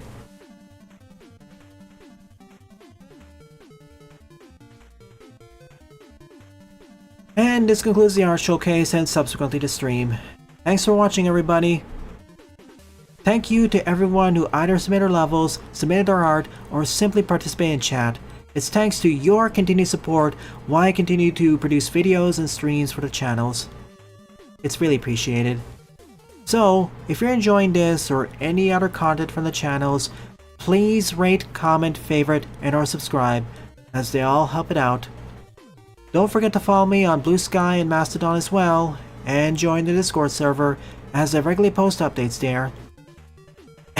Thank you very much for watching, and I'll see you all in about 3 hours for a collab with Mega Team Up, or on this channel tomorrow morning for Mega Man W.